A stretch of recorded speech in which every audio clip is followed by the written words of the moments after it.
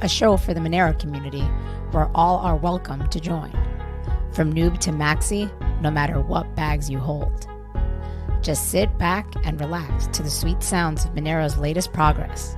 Or if you're feeling inspired, join us on stage. Remember, the only thing that can stop Monero is a false belief that it can be stopped. And if you want to win the revolution faster, we recommend you remove your XMR from all custodial exchanges immediately. Warning, voting accidents are common around here. Don't forget to properly secure your private keys. Monerotopia starts now.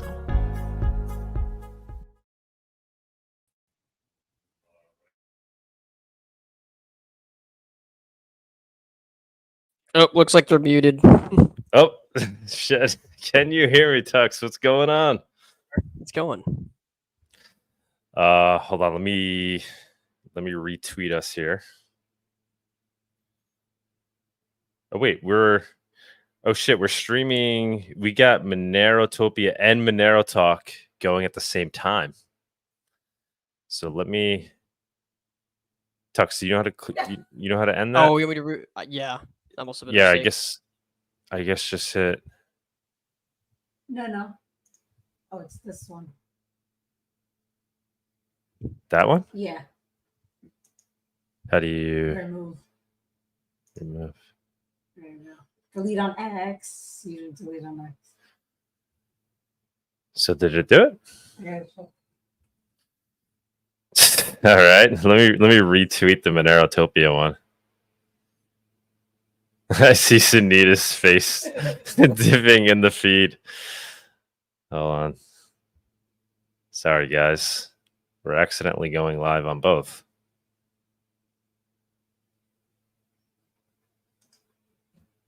Let me retweet. Tux, can you hear me? The more the merrier. All right. I'll delete it. Did it delete? I have to delete it. Okay. Sunita will fix it. So how you doing, man? How you doing? Yeah, it's going. I'm doing all right. Doing all right. Big show today. As always, we have a very special guest today. Surprise special guest. Oh, yeah. I'm thinking, well, let's get some more viewers in here. We're at 33 live views. Guys, like and share. Like and share. The Monerotech episode with Amir was great. Yeah, it was. It was really awesome. Highly recommend people check that out. Streamed it live yesterday morning, which is good. Good for me. Got my day started nice and early. It was like kind of it was like afternoon for Amir. He's over in Europe or whatever. But we had a great convo, and we were using XMR chat to get super chats. So I was asking him questions. It ran smooth. It went well. Amir was just dropping truth bombs as always. It was fantastic. Amir will be at Monerotopia, guys. Super excited about that. He participated last year as well. He was supposed to be there last year. Participated remotely. Kevin's asking, any special guests today? Yes, we do. We have a surprise special guest, and we're actually going to bring the special guest up earlier than normal. And you'll see why soon. But yeah, the Amir Taki thing was great. He is participating in Monerotopia this year. He will be there in person this year. You know, knock on wood, all things go according to plan. He was supposed to be there last year with Rachel Rose, but he actually got sick. He ended up participating remotely. He didn't want to, he was coming from afar. But this year he's going to make it happen. Rachel Rose will be there as well. So yeah, super excited about that. And I think there's actually a lot of people that don't really even know Amir Taki. Tux, like what is your take on Amir Taki? We were talking recently about when you've kind of really got into Monero and crypto. I'm just curious from your perspective. When did you like kind of first learn of Amir? Or what do you know of him? Yeah, he's interesting. I honestly don't know that much about him, so I need to go back and listen to the interview I did with him recently. But I'll be excited to hear what he has to say if he's able to make it down to Monerotopia. Neil is tipped $1 First tip of the day. Thank you so much, guys. Let's put it in the chat. So it's xmrchat.com/Monero You could just go there, go to that link, and anybody who's ever used Monero before should be able to figure out how to easily send a super chat. Just do it, guys. Even if it's a small amount, let's just use Monero. If we use it, we win. That's how we ended the chat with Amir. Amir was talking about this, how powerful it is to have mantras and spreading them like a meme. And so, if I'm trying to make our mantra here on Monerotopia, and at least for the Monerotopia conference, if we use it, we win. So use it. Go to xmrchat.com/Monero even if you're sending 10 cents.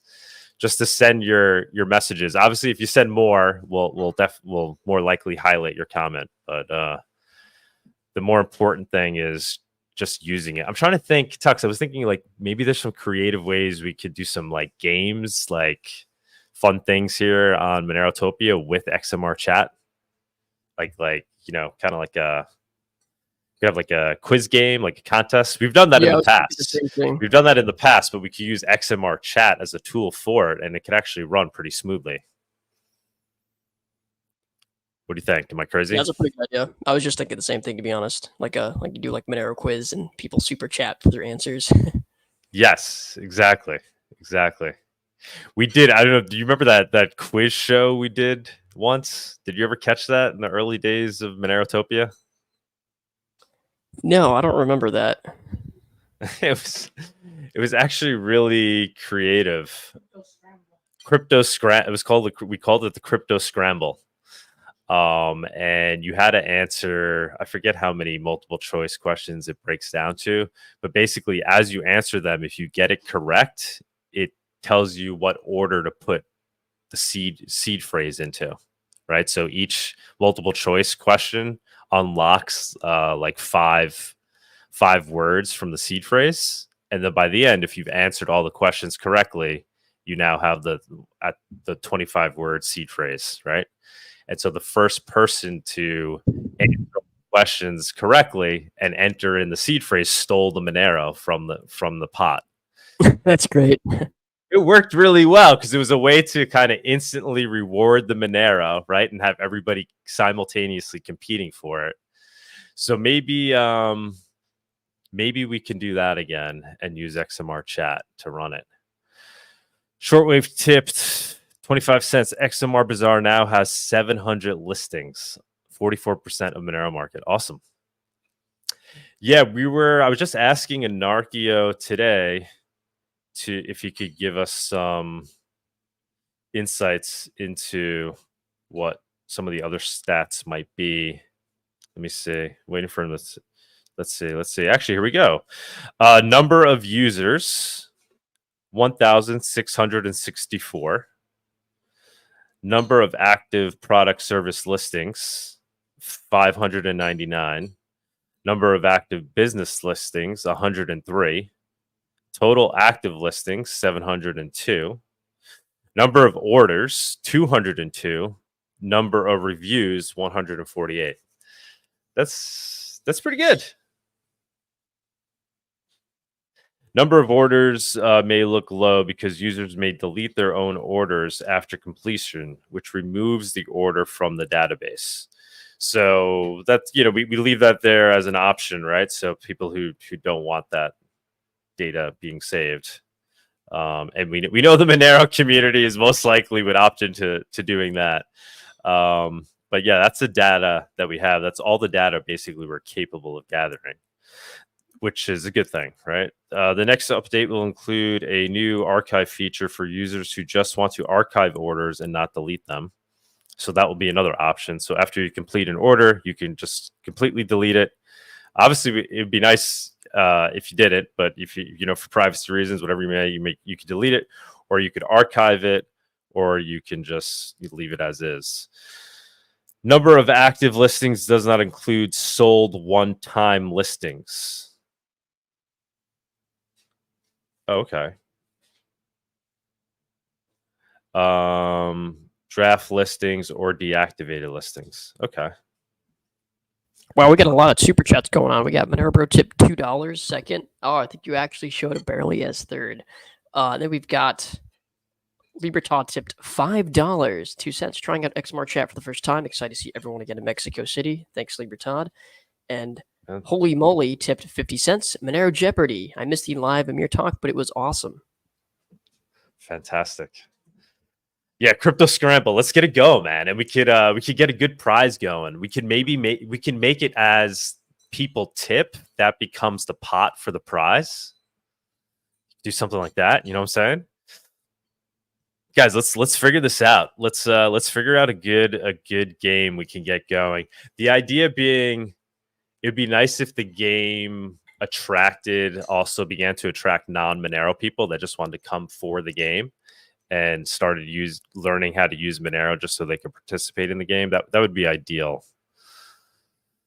Been trying to think of that, right? Like, imagine if like Crypto Scramble became a popular, show that people participated in throughout crypto, right? It doesn't just have to be Monero focused questions, but the reason people get excited about it is because they can win this large Monero prize directly. It would be a kind of unique concept. It would be, yeah, that'd be kind of cool. That'd be fun to do, and then get some engagement for sure. Like, nobody's really got, like, everybody's always talked about a lottery for, since the invention of crypto, right? I think there's been attempts at it. Has anybody ever done like a popular Monero lottery? Obviously, there's like Monero Vegas and stuff, but not like that's like gambling, right? I mean, there's like a lottery. I haven't seen an actual lottery, I don't think. But a game show would be cool because it's like a game of skill, right? It's not a game of chance, which gets you around like legal issues too. So it's a game of skill. It's not a game of chance. And I think it could be pretty fun. There was that quiz show app. I don't know. Do you remember that? Was that on your radar when that happened, when that phenomenon happened? Everybody, I forget what it's called. Yeah, I remember that. And like it was like an app that you have, and millions of people. It was Kahoot, right? Yeah, maybe Kahoot was the first one, but there's I know it was like Pop Quiz or something, or no, Elevate is something else. But yeah, it was a quiz show, and everybody that was running the app would simultaneously be entered into the quiz, and the quiz would happen at this live during the day. And it was, people really got into it, right? And people were winning decent amounts of money. It was like a 2-minute quiz that takes place. So something like that, crypto based, where you unlock Monero, I think would be fun. Did we get another tip here? Yeah, we did.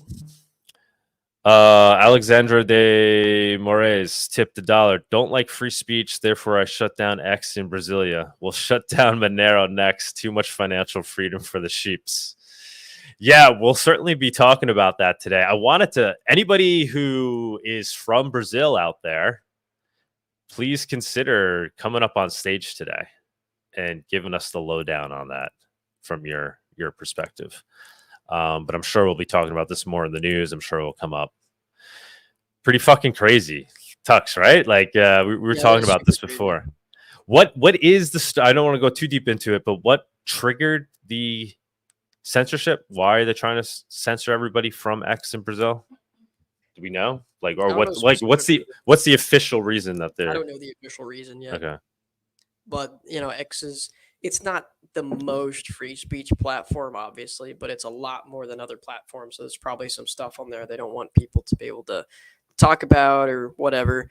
But what they're doing is crazy, and they're gonna try and fine people like $9,000 a day, up to $9,000 a day, if they circumvent their great firewall with a VPN or something. Not sure how they're going to enforce that, but it's pretty totalitarian.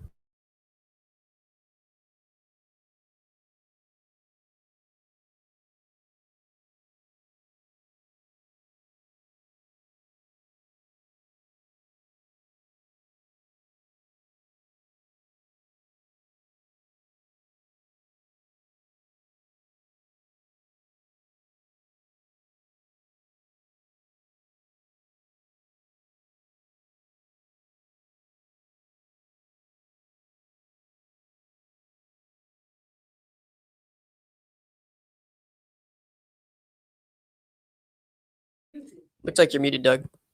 Oh shit! I've been muted. What were you gonna tell me? Toxic was muted for like 2 minutes over here. Demon Slayer. I dared Doug to buy my listing on XMRbazaar. I was just saying. I don't even want to know. I do not want to know what that listing is. Just keep it legal out there, folks. Based on the laws in your jurisdiction. You know, do what you got to do, but keep it legal. XMRbazaar. I think it's unique in that it's revealing that there's value in using a platform like that, even when you're selling legal goods and services. Like there's real value in that. So that's what XMRbazaar is tapping into, and we need to start getting non-Monero users interested in coming over to XMRbazaar just for purposes of selling goods and services for digital cash. They don't have to care that it's Monero. But this idea that you can use something like a Craigslist or an eBay and do it for cash is something that I think a lot of people right now would be interested in that have not yet discovered Monero, but just would be excited about that concept. A lot of people that, same types of people that attend Pork Fests, basically the libertarians, right? The libertarians, and that's certainly a growing population here in the US. So we got to tap into that. People that would be excited about the fact that they could buy and sell anything that's legal and get payment directly without any middleman taking a cut of it, and doing it in a way where it's completely anonymous and private. I think a lot of people would start to get excited about that maybe haven't even discovered Monero yet. Tux, what do you think, man? That'd be pretty great. That'd be awesome. Hayden just tipped $1. Can I sponsor a $25 game where viewers have to finish the sentence Monero because, for example, Monero because it's a lot cooler to be privately? I'd send it through XMRchat if so. Yeah. How do we get the game going? Oh, I guess we'll have to. Oh, he wants us to run the game. All right. And then how does it work? People are just going to and then we pick the best one and they win? I guess so, yeah. Hayden, tell us more. Tell us how you want us to run this thing. Does sound fun though. Or just do it. Get it going. Send us the $25 tip. So I guess you'd have to say Monero because, and then with it, also paste in your Monero address that you would want us to send the Monero to if we pick you as the winner, and we'll pick the best one. We can create a new Monerotopia games segment. Game segment, right? People come up with their own games, so I love it. Fantastic. All right. Oh, well, I'm seeing all the notes. I was talking for like 2 minutes, muted. Shit. Sorry, guys. No, it was only a few seconds. It wasn't very long. We got 139 live. You guys like and this is how we spread it, man. We got to get out of this bubble. So everybody like and everybody retweet. Every single person that's watching this retweet. That's how we could save a few more people where they're out there swimming in the sea, lost, and they discover Monerotopia. Give them a chance. Give the sheep a fighting chance. All right, Tux. Actually, given who our special guest is today, I think we should do the special guest segment now before we even get into the rest of the show. What do you say? Yeah, let's do it. All right, let's do it. So I'm going to go ahead and run the guest segment. And guys, get ready. Strap in for the big surprise. Here we go. Bringing up today's special guest. The Monerotopia guest segment is sponsored by Cake Wallet. Store, send, receive, and exchange your Monero and Bitcoin safely on iOS and Android too. Cake Wallet is open source, and you always control your own keys.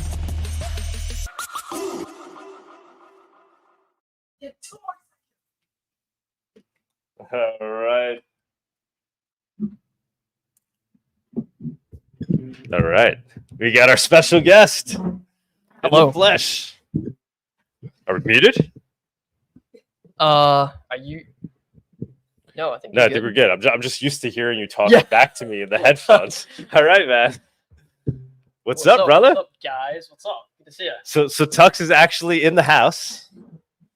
He was in our other room in the West Wing, right, Tux? Yeah, the West Wing. Wow, I feel like I'm penguin wings. super close to the camera now. Yeah, man, what's going on? What do you think of New York? New York, yeah, I'm here. Was here for BitDev's meetup. Talked about silent payments for Cake Wallet. Did that with Raphael, one of our developers. And Seth for Privacy was here briefly. I was here for a few days and decided to stop by the studio, the real Monerotopia studio. It's real, right? It's real. It's not it's not a figment of imagination. This is a real place, Monerotopia. And you even had Monero pizza last night, right? I did, yeah. I had Monero pizza. Real, right? How does it taste? Very good. Oh, that's probably some of the best pizza I've had. Yeah, it's very good. It's authentic. So that's Monero pizza. For those who don't know, is the first pizza that I know of that was purchased with Monero. I listed on XMRbazaar that I was looking for somebody to buy me a pizza.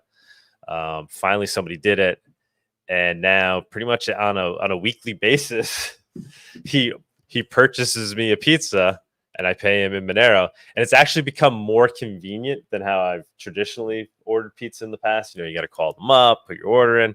Now it's like I'm coming home on a Friday night. We're in a Signal chat where, we don't do all the transactions through XMRbazaar, which is another point that we were talking about, right? Like you've decentralized it further. Yeah, like XMRbazaar is like we were talking about those stats before. It's really just the tip of the iceberg, right? So it's bringing buyers and sellers together that believe in this concept of using Monero. They could find each other. They can look at each other's profiles. Maybe they make a transaction, but then they can continue to live, participate in commerce off the platform. So you're like, that was an eye opener for me, realizing how big this can get. And it's going to be hard to realize how many transactions are really coming out of this. I mean, we did the connection tool. It's still like doing its job. Right. It's doing its job. Right. And that it makes it even more private, right? Because now everybody's just communicating off on their own. Yep. And so it's serving its purpose as being the platform that brings people together. I really see it being kind of like the trust and reputation engine of the Monero economy. The clear market Monero economy. The trust and reputation, because that's really, that's a tool that you do need if we want to engage in commerce anonymously together with digital cash. We need some way, in zero knowledge as possible way of knowing, can you trust the other person, right? And there's layers to that. This kind of like a moving spectrum. Like if you want to instantly raise your trust and reputation, you probably want to, say public things about yourself, show links to your Twitter. If you're not willing to do that and you want to stay more anonymous on the platform, you have to figure out ways to build trust without revealing, pasting your LinkedIn, right? Yep. So more challenging, but I think that comes out of, you start small. You'd be like, all right, well, first I'll just start selling something small, people giving me reviews, and you slowly build up your name on there, Yep. And I mean, the pizza, it's still technically by proxy, but it's a good start. And it's cool to see that this guy, you can basically just hit him up, whatever. He'll just order the pizza for you. Yes. That's pretty great. And like I said, it's become more convenient because I'm just like, hey, yo, bro. I won't even say his name. I was like, I don't even know if I know his real name, to be honest. He knows you, Tux. Yeah, actually. That was funny. That's funny to point out. And I'm just like, hey, I'll get one of those pizzas, and I don't have to pick up the phone. Don't have to place an order. He's just like, yeah, usual thing. He's like, when should I order now? When are you leaving? And he's like your pizza dealer, basically. And then he just drops the Monero address, and I pay him Monero, and it's beautiful. And I show up to the shop, and my pizza's ready. I've already paid. And then actually, I went I took it even a step further yesterday, and I gave a tip out, not in Monero though. I used Goldback. The Goldback, yeah. I tipped the girl at the pizza shop with the Goldback. She was really confused. I didn't have time to explain. Did you at least think it was like, oh wow, like what's this? I figure I started on that, and the next time she'll be like, what was it'll become a topic of conversation. I left it mysterious only because I really didn't have time. It's like New York is a busy place, which I'm sure you've witnessed, right? Yes. You don't want to be that asshole on a Friday at a popular New York pizza shop where you're like standing there like, well, let me tell you about the Goldbacks. Like, don't have time for that. 25 people online behind you, like, get the fuck out of here, bro. So I just left her the Goldback. I was like, look it up. I'm like, it's worth a few dollars. And she was just like, what? So I'm sure next time we'll talk about it. And then maybe I can transition into getting them to accept Monero directly as tips. Yep. That's a good start too. It's definitely more challenging. But yeah, Goldbacks is a cool kind of into that, because Goldback is like physical. You can just hand it to somebody. I know. But it was a little more involved. And it's beautiful too. Like when I handed it to her, she was like just confused because she thinks she's getting like Fiat, right? And then it's just like this glistening, beautiful. It's the golden ticket. It's the gold. She's like, what is this? But yeah, it's a good transition. How could I've often thought of that, like there's ways to kind of, people have thought about how to make Monero a physical bearer asset, right? Like open dime, stuff like that, like, but for Monero. Yeah, I mean, there's and done in a beautiful form factor way, where when somebody gets it, they're like, what is this? Yeah, so there's those Bitcoin notes. What are those called? I'm forgetting. Those physical notes. I actually got one from the Bitcoin conference. Yeah. So we're actually talking with the main guy. There's been some Monero ones that have been made, right? Yeah, they were in the past. And we're actually talking with them to see if we can get some help them get some, because they wanted to release more Monero ones. They wanted our help with that. So we're gonna talk with them and see if we can have some more Monero ones be made. That's awesome. Liberta tip, it's $1 Monero pizza, taste of freedom. Yeah, it does make everything taste better when it's purchased with Monero. It was a good pizza. Very good. Tux's twin tipped. Hi, Tux. Love you. Tux, do you have a twin? No, I have no idea who this is. We had another. I'm sorry, I was going back in reverse order. Kevin tipped 25 cents. Howdy, guys. XMR, let's go. Thank you, Kevin. Nice surprise guest. Yeah. So, what do you think, man? What do you think of New York? I mean, like, it's cool. You see all the propaganda out there on how it's like a lost city right now, right? It's at least the part that I was mostly in Manhattan, so it was more like upscale, nicer. I'm sure if you go to some other places, it can get kind of sketchy. Manhattan's pretty nice. It's a pretty nice area. And as far as cities go, it's a cool city. And I mean, U.S. cities are hit or miss, but in New York, it's pretty cool. It's very unique, and it just blows my mind just how massive it is and how upscaled it is. Everything's just huge. It's just huge. And because where I come from, I live in like a suburb, right? Kind of in a little bit of a country place. I've never really traveled the cities until this past year, and New York's definitely the biggest one I've been to. Well, your first trip was to Mexico City. Mexico City was that was massive. Yeah, so but far, in a different way. You've hit like you go big cities. Gotta head to like Sao Paulo next or something. Yeah. I love big cities. I love the freedom and liberty that comes with living in a large city, because obviously, yes, we know everything now. There's cameras everywhere, but the one of the what used to be a magical component to a city is that you could really get lost in it.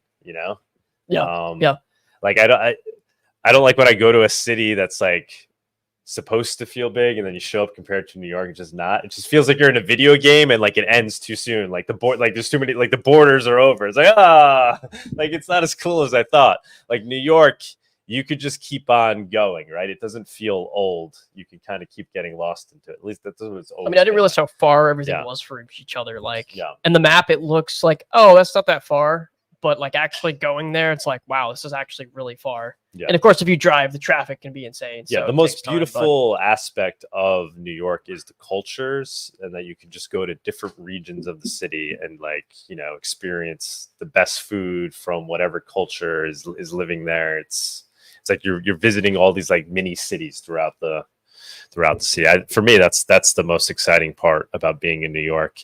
But obviously, recently, it definitely has been on a major downtrend. So many, which is a shame because it's a really cool place. Yeah, so many people have left New York State in general, but the city in particular. COVID obviously was a trigger to that. Especially here, I'm sure they were doing some very strict things here, especially in New Yes. York City. Yeah. Like people having to only eat outside, that kind of stuff. Yeah, and prices just keep going up. So it's like, what are you getting? What are you paying for? Like, as you can see, the city there's a lot of negative things about it, right? Like it's not clean. It's like you're sacrificing a lot when you live in a city. So it's like, what are you getting? And what you need to be getting is like the value that comes from being surrounded by millions of people.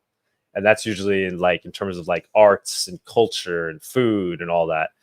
And with a lot of people leaving the city, those things like start to trend down, like a lot of the artists, like one of the greatest things about New York was its art scene, right? There was always a different area in New York where the artists would kind of move to, like the young creative people that had no money, but would like all kind of congregate in an area and be like, this is now the cool art area, because usually it was strategically located. Those places like don't exist anymore. Like there used to be like Soho, then it was like the Lower East Side, then it was like Brooklyn, then it was like further out in Brooklyn where properties even like cheaper, but like now everything has been kind of already gentrified and prices are like skyrocketed, that all those people just leave now. They don't come to New York. It used to be like if you were kind of like a starving artist looking for to be creative and among other creatives, you would come to New York and you'd live cheaply, even though that's not it's not an option anymore. And so with that, you've lost really kind of all the value of what a major city brings, but you still have all the shitty aspects that go. It's like, and it's still really expensive. So this is what I argue with Sunita about in terms of like, why am I here? But the reason I'm here, and I will probably forever be here, just because my roots are so strong here. Like generations of people, family that have lived in New York on my side, on my wife's side. It's just like, how do you leave? That's the thing when people talk about opting out. For me, I'm not talking about it in terms of picking up and physically leaving and starting anew. While that can be, if you're in a position to do that, oh my God, there's amazing options that you can do, right? Especially if you live in New York. But ideally, we should be able to opt out whilst living where we currently live, right? And just by opting out in the digital form and basically creating like a network state among fellow Monero digital cash users. We don't have to physically be in the same place, but we can benefit off of each other through an economy that's outside of the existing economy, yet we're where we have always lived, right? But it's cool because it's such a big place and there's so many people, which personally for me, I'm not a city person, but it was cool that I could just I saw Monero sticker in the wild. It looked pretty fresh. Wasn't placed by me. That's funny. Wasn't placed by any of my coworkers. Wasn't me. I don't do Manhattan. I put tons. It was on 56th Street in Manhattan. Just saw it by. Allegedly, I put them up. Allegedly. Yeah. But yeah, I just kind of showed up. I'm like, wow, that's super cool. My 7-year-old daughter at the time. And of course, the guy at the grocery store. You can just run into people that actually just use Monero. And want to partake in that. Doug really putting a fight with that microphone. I don't know where to go with it. Did we read these super chats here? We got Shortwave Surfer, tip 25 cents. Home of the bit license, even cash by mail's rough. Yeah. You're kind of in the worst state for crypto stuff. Well, what I was telling you last night, like, and I've said this on the show, and obviously, I believe this. I think New York can become the like Monero capital of the world. It's been New York has been they've done everything they could to try to keep Monero outside of New York. Yeah. But they've never gotten as far as to try to ban it, because that would just really go against the ideals of what this place is supposed to be, right? Like, it hasn't gotten that far. It would be, obviously we talk about it all the time, right? It'd be an unconstitutional act to try to ban Monero. So for those reasons, Monero is perfectly legal in New York to use. You could buy and sell goods and services. You could, just can't buy it on a centralized exchange. Any farm stand in New York can just be accepting Monero. Any store in New York can legally accept Monero. In a way, they're doing us a favor by banning it from centralized exchanges, because now, like, they're forcing people to come up with more decentralized ways to distribute and sell Monero, right? So that's why I see like New York is kind of like a powder keg of Monero adoption, right? Like it's been dampened out and prevented from like blossoming, but it's been like festering underneath and forcing people to use it in the right way off of exchanges and out of a need without the ability for them to get it easily with their banking system. And so it's like created a really strong base. And now all we need is it for it to like go to the next level. And that comes with people just being able to more easily obtain Monero, which is happening with things like Sarai DEX and things where it won't matter that there's no centralized exchange here in New York, because you'll just as easily be able to obtain Monero using these using these other on-ramps, off-ramps that are decentralized and made to feel just as simple. And I mean, like doing things for Monero and like working for Monero and buying stuff, right? Selling and stuff. XMRbazaar, right? Where next thing you know, somebody in New York who's never owned Monero but wants to get into it is selling his car for Monero. Right? I mean, I just saw a guy. You may have covered this already. There's a guy selling like a 2023 Mitsubishi hybrid on XMRbazaar. It's like 39 grand, but there's basically a brand new car if you want to buy that for Monero. Was that the one that was in South Africa? Yeah, it might have been. I've said it before here, guys. Anybody wants to sell a motorcycle, right? That's always been my dream. Even when we talk about it, I'm always giving the example of how it works. I always talk about a Ducati. Like, let's say somebody was selling a Ducati. There was somebody I met at PorkFest. What's his name? Monero Matt. He's like an old school Monero guy. He was on the show. I had him on at PorkFest. He says he has a bunch of motorcycles and he'd be willing to sell one for Monero, but I kind of lost touch. You should take him up on that. I don't know if his contact. I see. Because he would definitely. I think he just forgot about this. But yeah, I just want to see if I put in car. Yeah, maybe search for. There's a Mitsubishi. Search. Why is that coming up like that? That's not good. Like if you go by category, automobile. We gotta improve the search here. Oh, this one? Yep, that's it. Yeah, I think this one was the one in South Africa. I'm gonna share your screen to. Oh, I'm not sharing it. Shit. Sorry, guys. Let's bring it up. Boom, boom, boom, boom. Yeah, that's a cool car. I wish that was stick. Yeah, they don't really make sticks anymore. I know. When I was in Sicily, that's a fancy car. Stick. Oh yeah, that's awesome. Fun. That's awesome. That's what I grew up driving. But yeah, South Africa. Yeah, it's South Africa. Interesting. How much is he selling for? 39 grand. About 40K USD. Yeah. So 233 XMR. I tried selling my Jeep for Monero in 2018. Mm-hmm. It was like 2018. I tried doing it through Reddit. Do you have a buyer? Or? I had a guy. We were talking. He was like located in Jersey at the time. He was gonna do it. He's like, but now I'm moving. He's like, anyway, it fell through. I ended up meeting the guy years later at the Monero conference in Portugal. Oh, nice. Yeah, nice. Scary. He's like, I was the guy that almost bought your. I was like, I wish you did, man. Would have been epic. It would have been epic. It was too early, but here we are. To this day, we're not sure of any automobiles that have actually been sold or for XMR. Well, this guy, I think, because I posted on Twitter, there was another one on here, but I guess they took it down. There was another car on here. So you're hoping maybe they actually sold it on there? No. Probably on a different platform. There was another car on here, and I tweeted it out, and the South African guy responded. He's like, "Oh, cars for Monero?" He's like, "I've sold a car for Monero." Really? And he's like, really? I was like, and I have more. I was like, oh, put him up on XMRbazaar, and that's why he then put this one up. Wow. So he sold a car for Monero in South Africa. Yeah, if he's listening, which is probably an easier place to do that. Come up on the show. I'm gonna start. I DM'd. Who did I DM yesterday to bring up on the show? Yeah, like I'll be reaching out to different, XMRbazaar vendors.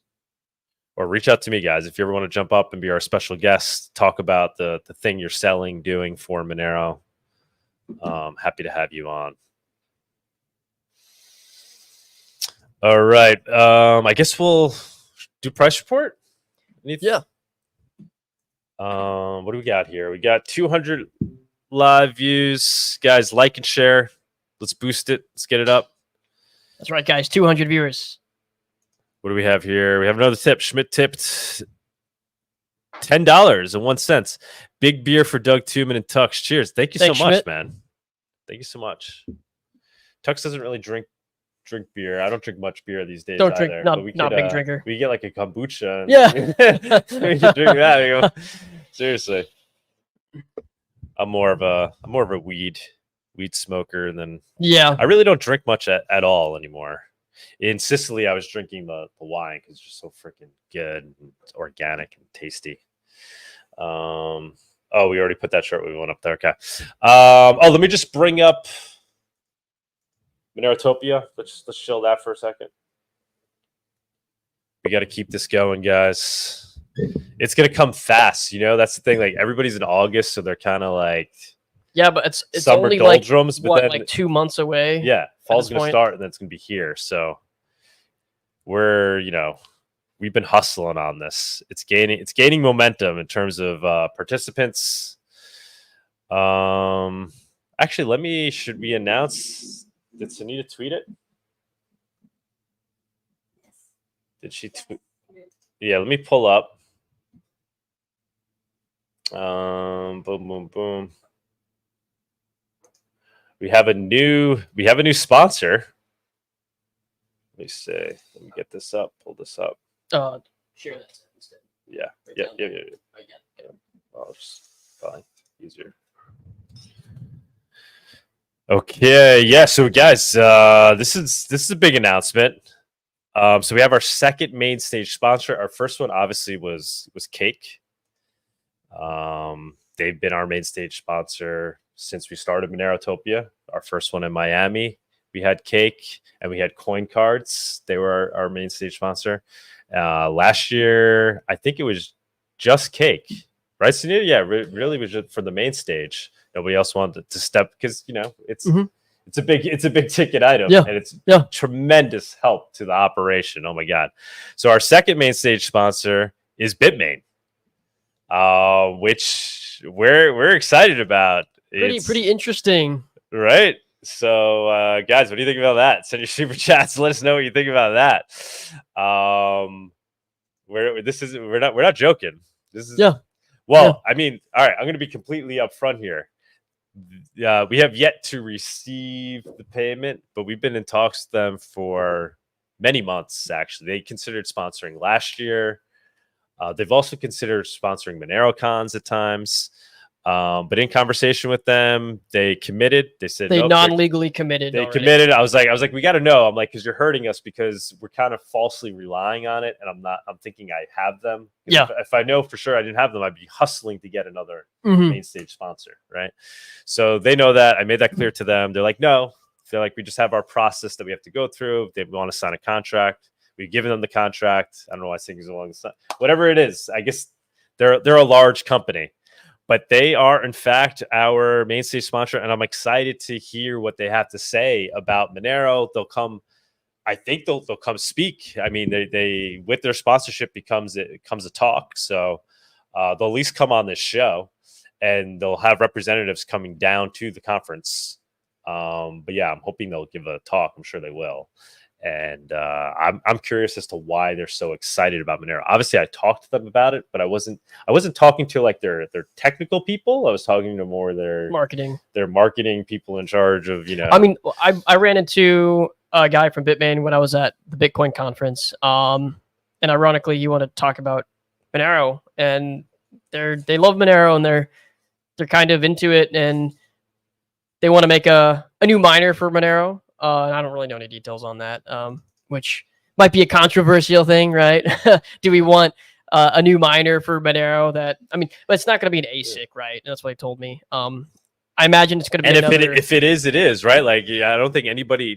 We don't want it, but we also don't want it to not exist because of politics, right? If people are capable, if someone's capable to make it and do it, then do it. But yeah, he said it's not going to be an ASIC. I think it's going to be another RISC-V based system, but we'll see, because I guess they are working on one or already have a new one currently. So I guess we'll see.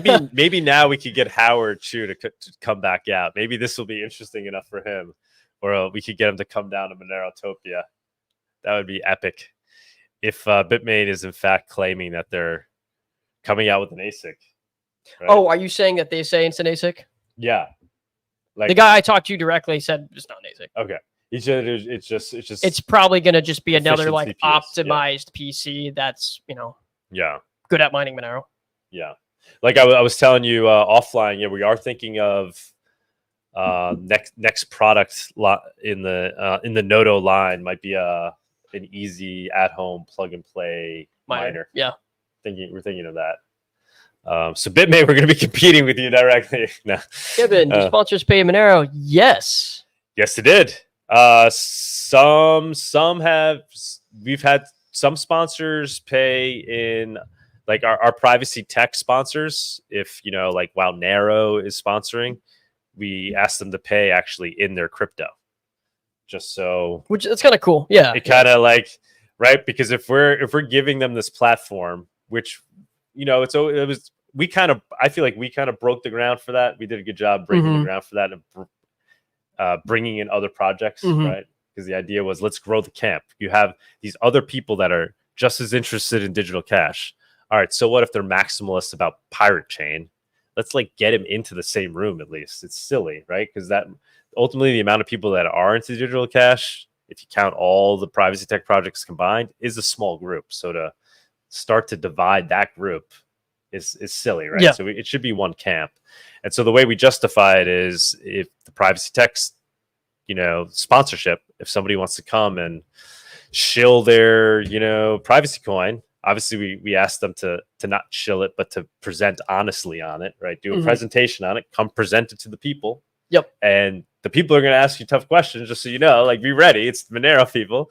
You're more than welcome to do that. But we're asking you to sponsor, because then at least you're giving back to the community and the conference. And it's not just you potentially trying to pump your bags, right? So that's worked out well. So yeah, long story short, we prefer Monero payments, but the privacy tech people pay in whatever crypto they're Oh, we got another supporting. large super chat here. Raphael tipped 420. Very nice. XMRbazaar is coming along fine. Luke Parker is a genius. Luke Parker is a genius, man. XMR will soon have SCMPs. Monero is a currency backed by Coke bricks. I love it. Yeah. Is that the stable price right now? Is that what the price is based on? Is there some, like, people have been saying that for Monero's like backed by cocaine, yeah. Yeah, no, but that's like that's why the price, like, there's a correlation between the price of cocaine. I highly doubt that, but that would be funny if true. It's funny to think about. Yeah, it would be freaking hilarious if true. Yeah, guys, so grab your tickets to Monerotopia. Bitmain is our second main stage sponsor. It was extremely freaking awesome. That's going to allow us to just make this conference even bigger and better. We should get code Tux going. What's that? We should get a code Tux going for 10% off. Oh, code, yeah, 100%. We could get that going right now. Sunita will spark that up. Code Tux. We haven't launched that yet, so don't try it now. But we'll do that. We'll give it code Tux. I think we have a code Tony out there. Yeah, code Tony. Code Tony will get you 10% off. Tony 24. It's Tony 24. It's Tony 24. Yeah, guys, get your tickets and help spread the word on it. Let's grow this thing. Let's get a ton of people down there. If you're local to the area, chances are if you're local to the area, you're probably not listening to the show, but we want to get people local to the area coming down there. We're working on that. We're adding a Spanish component dedicated. So last year we had Andres give a Monero 101 talk, but now we're going to have like a whole kind of section of the conference dedicated to local Spanish speakers.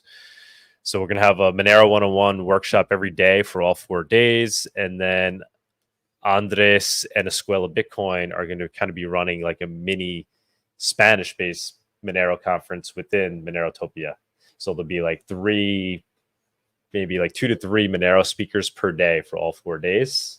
Wow. And then plus one or two Spanish-based workshops per day, just with Monero 101, which Escuela Bitcoin is fantastic at. Obviously, these are the best people to have for running the Spanish talk section. Like Andres and Escuela Bitcoin, they're both obviously in Monero for all the right reasons, and both very talented in being able to communicate in simple ways how these technologies work. So Escuela Bitcoin does a really good job at it. He's like very passionate about it. I met him when I was in Monero Town in Formosa. And he was there to like teach people about Bitcoin privacy and Monero, and he like teaches young kids about it too. He does classes with like 10-year-olds, like grade school children, and he teaches them really basic concepts of like, which I try to do in my daily life when with Rania and her friends or whatever, like little cousins and stuff. But he does a really good job at just kind of getting kids thinking about what is money to begin with, and leading them down the path to understanding what is digital cash. So they'll be there running the Spanish component of the conference. If you're local, you can basically attend for free. I think we have the ticket listed at $25, but we also essentially have a free component because it's in a public area, so people can just kind of come in publicly. And I guess we'll probably do the Spanish talks in the public area, maybe like in an area where whether they have a ticket or not. So you'll need a ticket to get into the dome. But if you don't have a ticket, you could just be out in the public area and we'll have the workshops out there, so it'll be accessible. All right, guys, enough shilling. Email us, monerotopia@protonmail.com, if you want to participate in the conference in any way. You have an idea of something you want to do. You want to come freaking perform. You want to come sell stuff for Monero. We'll figure out how to give you a stand for free. If you want to just come sell something for Monero, reach out. Mr. Gold, Mr. Anderson, I see you guys talking about mining and CPUs. If you want to, guys, later you can come up in the viewers on stage segment. We can talk about that on the stream if you want to come up. Yeah, what are people saying here? What is the reaction to Bitmain being the sponsor? Isn't it just talking about what kind of CPU it would be if they're coming out with something more unique. Implementing, what he's saying here, Mr. Anderson, implementing random X will basically create a full-blown CPU, but the efficiency could be improved by cutting down speculative execution parts that Intel AMD CPUs contain a lot of. Yeah, that's basically what Abdullah's been the way he's been phrasing it in terms just having a more efficient CPU. And he's excited about that. I mean, you'll never gain that much efficiency, right? No, that's why it's not an ASIC. And then, like, once you actually get out with whatever product you have, I mean, at that point, there's already going to be new AMD CPUs around the corner that'll have even better efficiency. And even with the extra stuff that the AMD CPUs have, I mean, it'll be like cutting edge versus whatever you make is going to be probably behind already. Yeah, like we saw with when Bitmain finally released their Monero miner, it was not even up to par with the efficiency of the newest AMD processors you could buy. So I like the idea of selling them as space heaters, and like them being a little more designed for that purpose would be very cool. I think that's being done in Bitcoin land, right? There's like ASIC. Oh yeah, totally.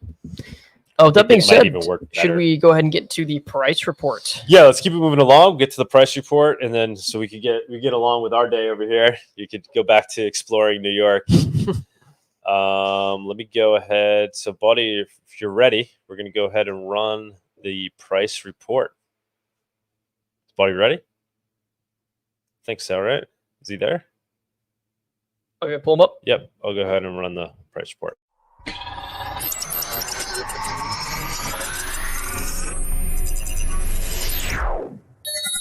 The Monerotopia Price Report segment is sponsored by Exolix, a privacy-focused, non-custodial instant crypto exchange.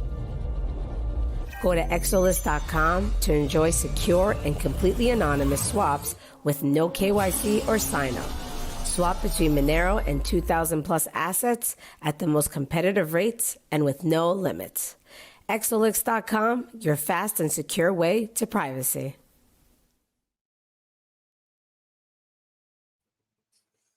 Bawdy, what's up, man? Hey guys, how's it going? Good. Yo, good, Bawdy. good. This is That was a good. That was a good bait and switch on the guest today. That was so weird to do because I was literally just on the other side of the room and I had to keep myself muted most of the time, or else you could hear Doug through my microphone. It was really funny. It almost went horribly wrong because you couldn't get to the chair. In time. Yeah. We got In the West Wing, another bro. in the West. Yes, that's right. Of our nondescript department over here. Actually, what are materialist tips? 25 cents. An ASIC for XMR would require 2 to the 255 chips. So no, it's not an ASIC from Bitmain. Every hash from the mining Monero comes from a distinct program. There are 2 to the 255 distinct. That's an awesome way of understanding RandomX. I never heard of it described that way, and now I feel like I understand it better than ever. That's is that accurate? That's really cool. Bawdy, is that an accurate characterization of an ASIC essentially? That each I don't know, honestly. Let me read it one more time here. Every hash from mining Monero comes from a distinct program. So you'd have to. Yeah, I mean that's true. So like the whole RandomX thing is you're generating, like any random program that you generate is a valid program and can be executed.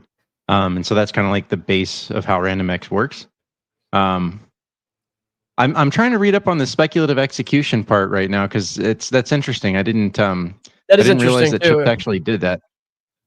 Like, yeah, I knew there was all the modern like branch AMD prediction and yeah, yep.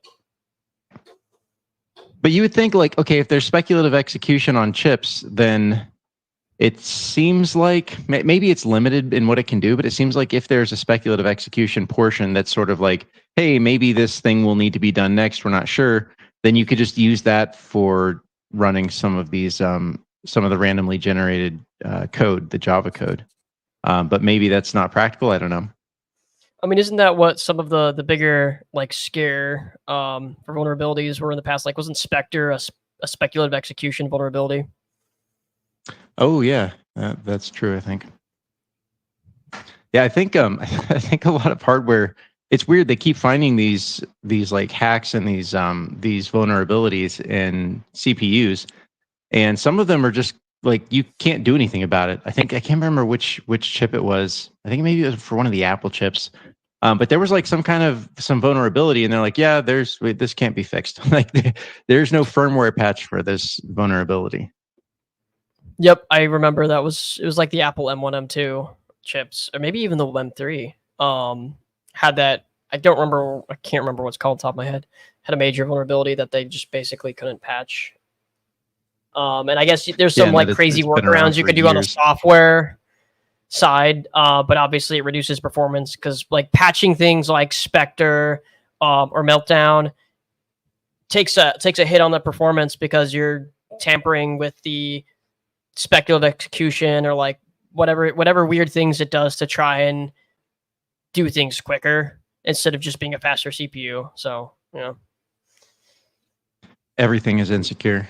Like everything is insecure. The more that I've learned about tech and code and software, and it's just like, one, everything is insecure, and two, everything barely works. Like you write some code and you're like, damn, this just barely works.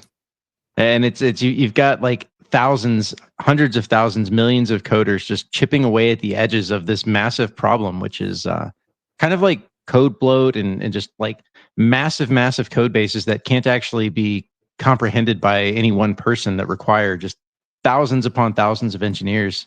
And like if you read some articles by I think like Ken Thompson and some of the other like original Unix guys, like they've been talking for a very long time about how our code bloat is just getting way out of control, and that it sort of makes everything insecure because you really, security requires a sort of comprehensive mindset and analysis over, your top level architecture, and it really requires people to be able to review the whole code base, like in a certain kind of way, not like obviously looking line by line, but to really comprehend the whole code base, and that's just not the case anymore. Like they're too large for anyone to do that.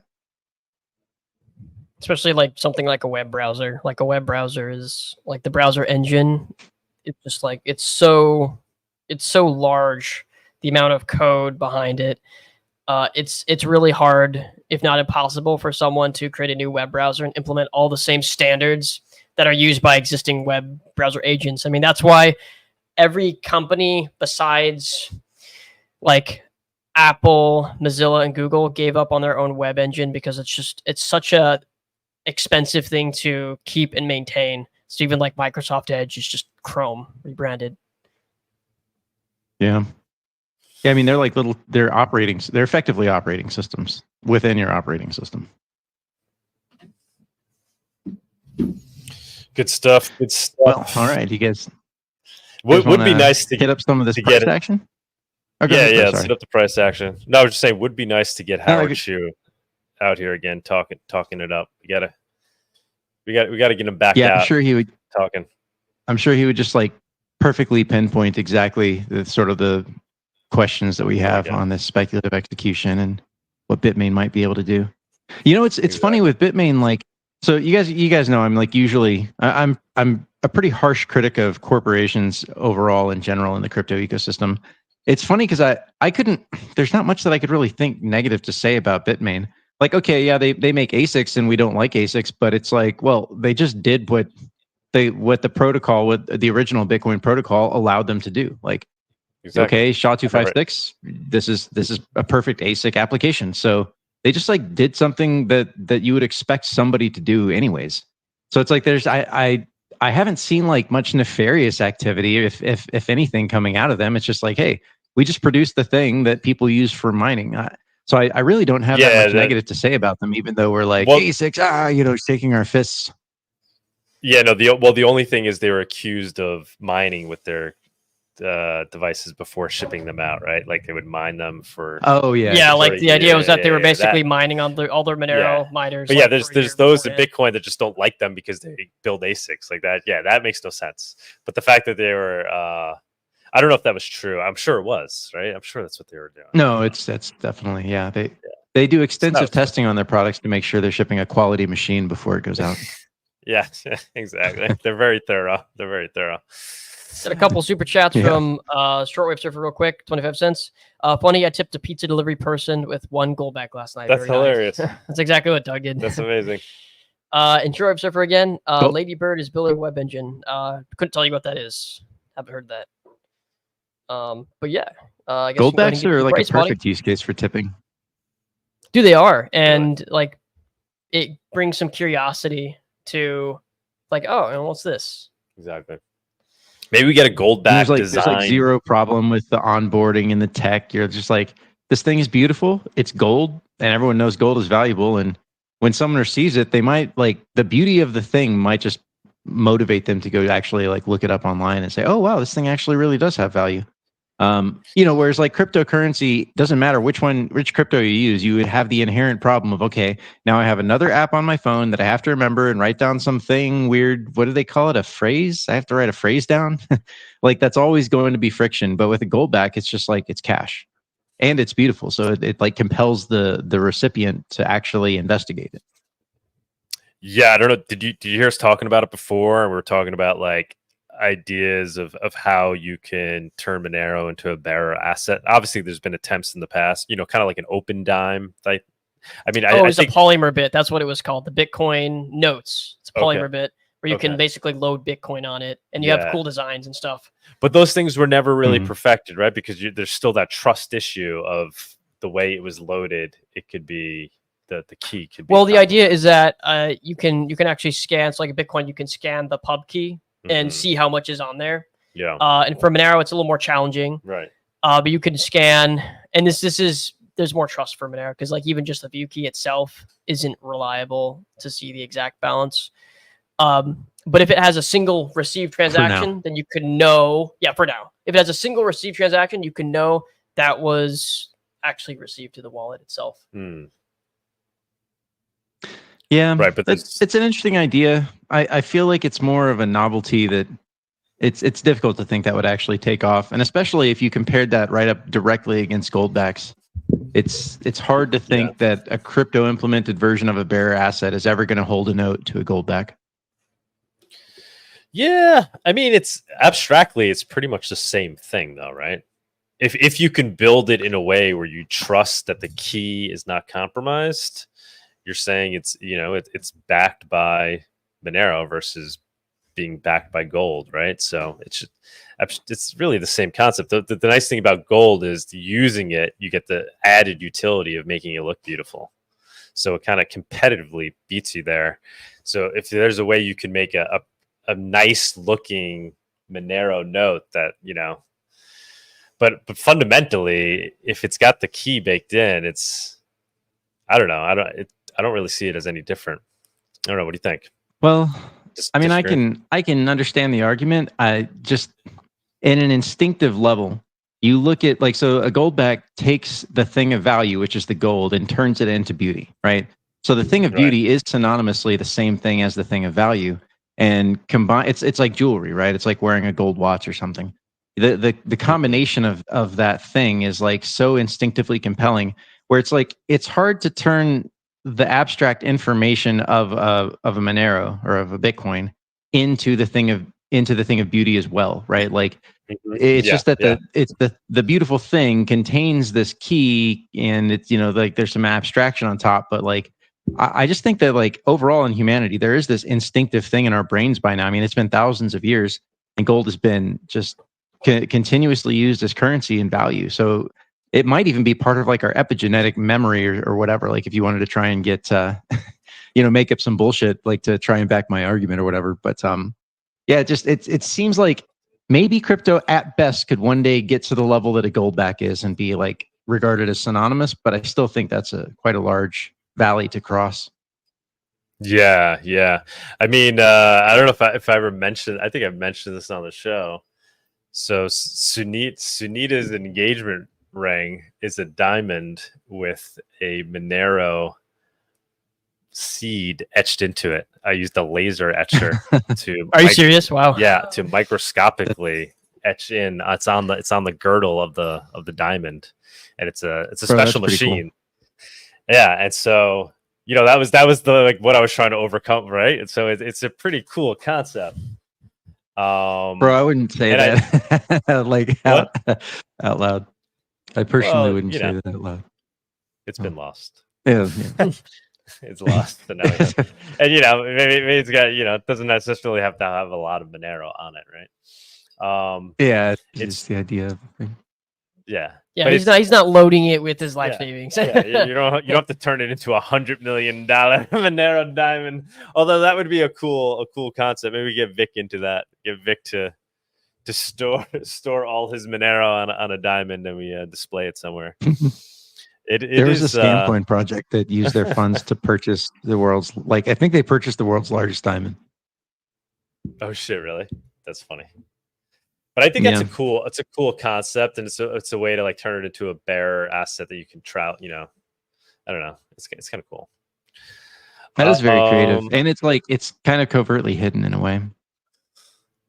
Yeah, exactly. We have greetings from the Xano team. What's up, guys? Very excited to see you guys in Monerotopia. We will have them on as a special guest soon if they're available. We're trying to do that to build up to Monerotopia, have as many sponsors and speakers as we can, either on a Monero talk or Monerotopia. That's what we had a mirror the other day. So we'll try to maybe get Xano, maybe get them for next week. They could come and be our special guests here. That'd be cool. Tip of the hat to Xano on their price performance this week.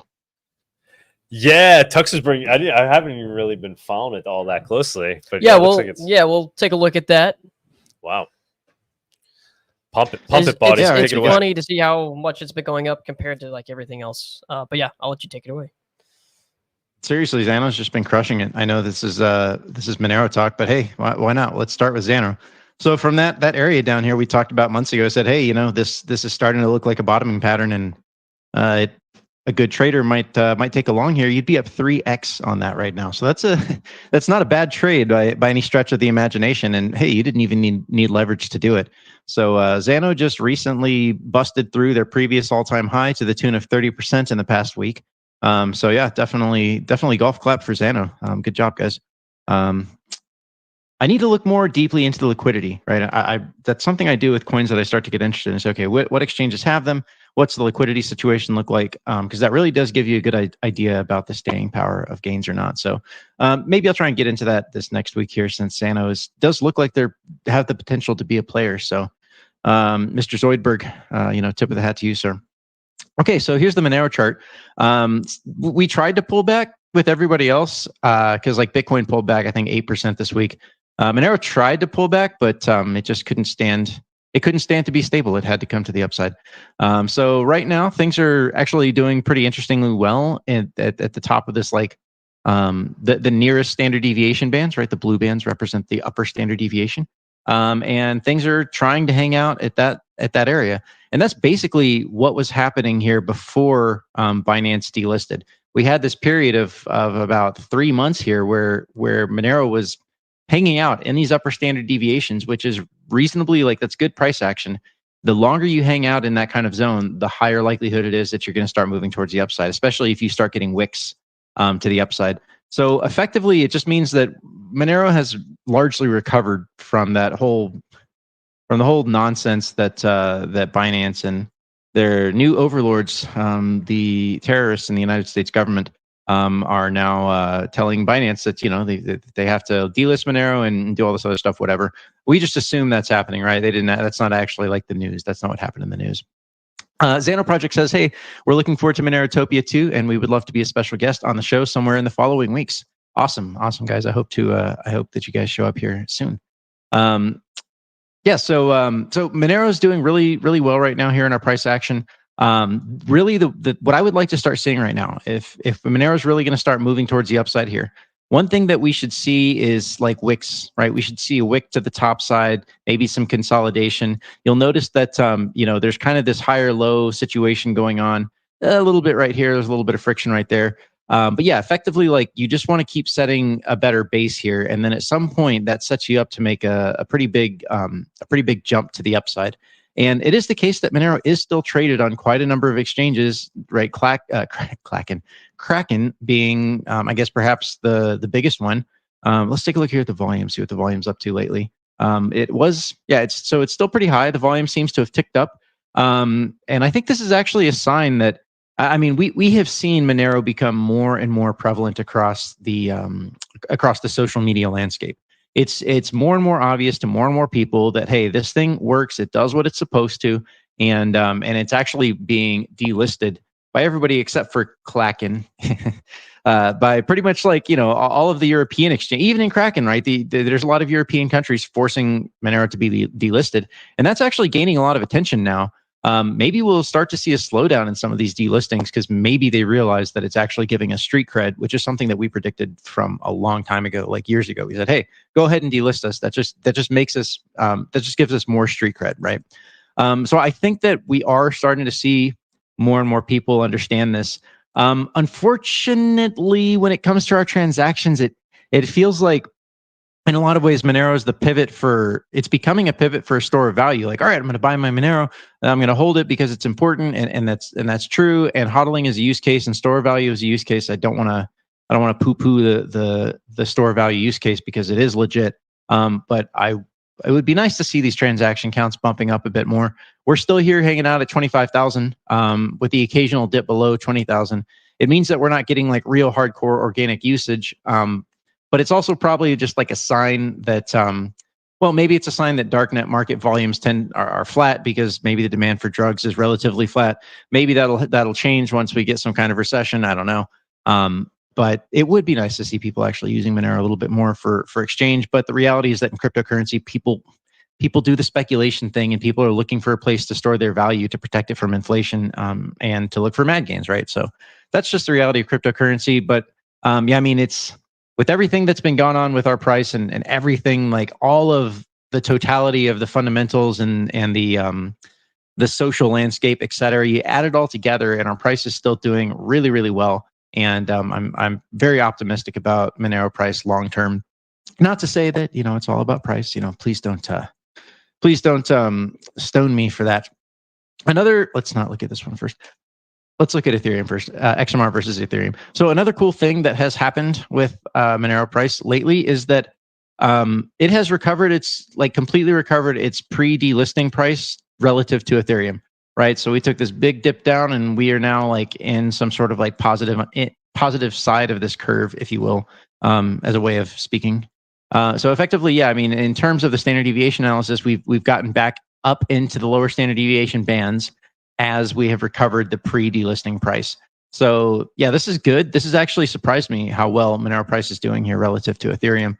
We still have a little bit of a ways to go to get back to Bitcoin levels, to our same previous levels with Bitcoin. But we have been positive for the past week. So we're on the weekly candles here. Let's just go to the daily candles.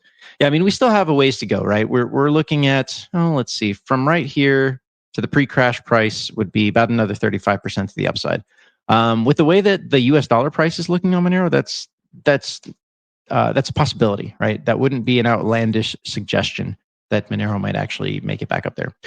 Here's a chart I was looking at this morning, the XMR versus silver price. So we've looked at XMR versus gold, but we haven't never looked at XMR versus silver. And they say that silver is the poor man's money. And I don't know how many men out here are poor in the Monero ecosystem. But hopefully Monero actually starts becoming money and monetized in the way that silver was used for money for a very long time. So right now, actually nothing too crazy happening. I just thought it was an interesting chart. It's also interesting, again, with the standard deviation analysis. Another reason that I find it to be so useful is that you get these big levels, right? The lower standard deviations here, you get these big levels that you could have said, hey, relative to silver, this is actually like a good spot to maybe think about flipping a little bit long on Monero. And if you had done that, like, let's suppose you have some silver, maybe you keep it in a bullion vault or one of these guys that you can sell silver directly into cryptocurrency. You'd be up 50% on that trade, or 50%-ish on that trade. So yeah, I thought that was kind of interesting, Monero versus silver chart. One thing that you can do if you're a trader is you can look at assets relative to each other. And if you look at a lot of different assets relative to each other, you're going to see chart patterns coming out occasionally that you don't see in other places. And the aggregate of all of those different assets relative to each other can kind of give you insights into where an asset might be headed. It's a bit of a dirty way to look at it. It would be good if you could, somehow aggregate all that. Ideally, probably you would need some kind of AI to be trained up on chart patterns and then sort of look across a whole bunch of different things, and you need to automate it. And there's definitely probably people doing that out there. But if you're just a regular trader and you're just kind of trying to figure out how to move your money, move your funds, that's one thing you can do. If you don't have clarity on the market, and you're like, okay, well, what can I look at that I haven't already looked at? RSI, whatever, I don't know. Okay, well, divide one asset by the other, right? Divide Monero by whatever other coin, cryptocurrency that you're interested in. Divide Monero by the S&P 500. You can do stuff like that. You can take Monero and multiply it by the Dixie, or you can take Bitcoin or gold and multiply it by the dollar index, the Dixie. And that I actually found that to be fairly useful as well, because people have usually tried to divide by the Dixie, but I think that's the wrong way to do it. We won't get into the specifics of that at the moment, but maybe some other time. Okay, so we talked about Xana. Xana's doing pretty good. Very interesting. All of the other privacy coins they're having problems this past week. They aren't doing so great. Firo, after tagging that lower standard deviation, has come to the downside a little bit. Okay, so Kevin tipped 25 cents, and he said he pays for his VPN through Monero. He doesn't hodl for price. Awesome, man. That's good. I'm curious what VPN you're using, but I won't ask because that could, slightly dox you. I like iVPN personally, and Molbot is out there as well, is regarded as good. One thing I kind of like about iVPN is that a lot of websites tend to block it. I like when I'm on a random, a disposable virtual machine through iVPN. So many websites are like, we won't, Reddit will let you access through Tor, but half the time they will not let you access through iVPN unless you're logged in. So I kind of that's a little bit of a thing in my head that says, that's interesting that so many websites don't allow iVPN. Does that mean iVPN is actually not cooperating with the Fed boys or whatever? I don't know. Okay, so yeah, we talked about Firo here. Firo tagged those lower standard deviation bands and has now moved to the downside. As we talked about last week, like this is maybe kind of getting to a point where it could convince me that a bottoming is happening, but it's still not like a good chart. That's still not a good price action. You might be able to try and figure out a way to take a long on that, just on the broader, like a broader bullish thesis across cryptocurrency in general. I'm not necessarily sure why you would choose Firo at this moment over something else. But maybe, right? Maybe if you're just like an outlandish, a speculator on sort of outside players and obscure coins. Okay, so we got Darrow here. Darrow is still down in the doldrums, has not come back from their hack, not a hack, but from their exposed weakness. Let's see. Pirate Chain had some like big wick to the upside. Occasionally, Pirate Chain gets these, but like 45% wick to the upside. It's hard for me to think that happens in a coin that has good liquidity. So, yeah, I don't know. Pirate Chain is maybe Pirate Chain is trying to make a comeback. You never know with this thing. Like at some point, it probably will pump hardcore, but that will probably only be when there's massive liquidity entering cryptocurrency because of some liquidity expansion event that would happen like concurrently with a recession, right? Where they're rescuing everything from a recession. Zcash has dropped a good bit. Wow. Okay. I hope you took some profits on this one, Tux, because it's down 25%. But you're still up. Like that was after doing a 2.5x. So even if you're down 25% after that, it's probably not a big deal. But yeah, Zcash having some problems this week. But yeah, Monero and Xano really the top privacy coin performers this week. Okay, we had a question from Stack on YouTube. He says, should I start mining Monero? The answer is 100% yes. If you're like, especially if you live anywhere up north where it's cold, if you have cheap access to electricity, and if you have a powerful CPU, anything more than say like 6 to 8 cores, like if you got a solid CPU, like you're probably not using all those cores at any one time unless you're really just like a production beast where you're like compiling and or rendering videos, stuff like that. You're probably not using all those cores all the time. So you could definitely monetize that. The other thing too is like your cost of electricity. Like some places they charge a lot more for electricity, and they have like a graduated scale. Like here in Mexico, if you use below some threshold, you have reasonably cheap electricity. If you go up a little bit beyond some threshold, they start charging you more. And then like there's a third tier where it's like, okay, now you're just getting charged, an arm and a leg. You're getting charged way more than you get charged in the United States for electricity. And it makes sense, right? They're just trying to keep power cheap for poor people effectively, and then charge extra for those that are using using an extra share. But yeah, that would be my answer there. Like definitely 100%. If it makes even a little bit of sense for you to mine it, then definitely go ahead and do that. Okay, so yeah, that's kind of our look at the privacy coins here. Let's take a look at the broader crypto ecosystem. Basically, everything was flat for the most part. Like Bitcoin, you'll notice there was actually a drop this week. Bitcoin dropped about 8%. So what was last week? This would be Saturday. So right here. So right here was Saturday, the last price report. Bitcoin has dropped moderately, but at the moment, this looks kind of like decreasing volatility. Let's take a look at what the Wave Magic says to us. Yeah, so I mean, Bitcoin is basically trending in between these standard deviation levels. So right here and right here. My guess is that this thing is going to continue to consolidate. So there's sort of two things. There's sort of this like dichotomy I should present. On the one hand, there's sort of this green light for green candles, and that was actually the title of last week's video. But that doesn't mean that it has to happen right now. It doesn't have to happen immediately. It's like the signs are here. The opportunity has presented itself. Markets have the opportunity to reach for another all-time high here. That includes stocks, and that also includes crypto. But that doesn't necessarily mean it's going to happen immediately right now. And we also did kind of talk about like with the current Bitcoin price action, we talked about this a couple weeks ago. With the current price action, it really is like price action really is showing constraint at the moment. Like it does seem to be constrained. And we did talk about the possibility that this could just kind of like chop sideways for some period of time before it smashes to the upside. My thinking is that, hey, you don't exactly know when that smash is going to happen. And that you really, my thinking is, hey, make sure you're at least a little bit long. Like I think there's going to be this tail risk event, and we've got Mr. Anderson has asked us a question here. He says, Bawdy, at some point, I'd like you to discuss about safety options against the upcoming tail risk event. So I do think that this is something on the horizon here that we now have to like really poignantly think about.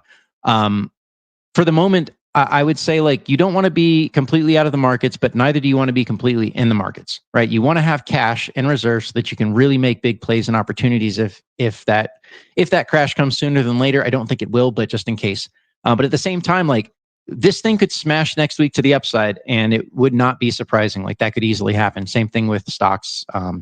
So especially with the Fed is about to lower rates, like there is still juice to squeeze from these markets. So it is, but in a charting kind of standpoint, what you're seeing here is a decrease in the volatility. Right, we had this big smash to the upside in really in March, and then things have just kind of like been sideways, sort of down. In a lot of ways, this is sort of two versions of a pattern. On the one hand, you would call this a bullish flag, right? Because you come to the upside and now you're sort of trending down. This could still be a bullish flag, and it's also a broadening structure, and broadening structures tend to break with violence once they finally break. So like we talked about, there was opportunity here to get into a trade, and we actually pointed it out in advance on, I think it was 2 weeks ago, where we said, hey, that's a spot, like that's a good spot to take a long. So I would say, like, if you got long here, just let your long ride. Like, you're still in profits. And you really, like, to me, that's a long-term play. You just want to be in the market in the case that it smashes to the upside. And we're still in this zone where it's totally possible that Bitcoin will be the outperformer, right? Like, that's still a reasonably good possibility based on previous action, previous Bitcoin dominance action from the last bull market. So when Bitcoin smashed the upside here.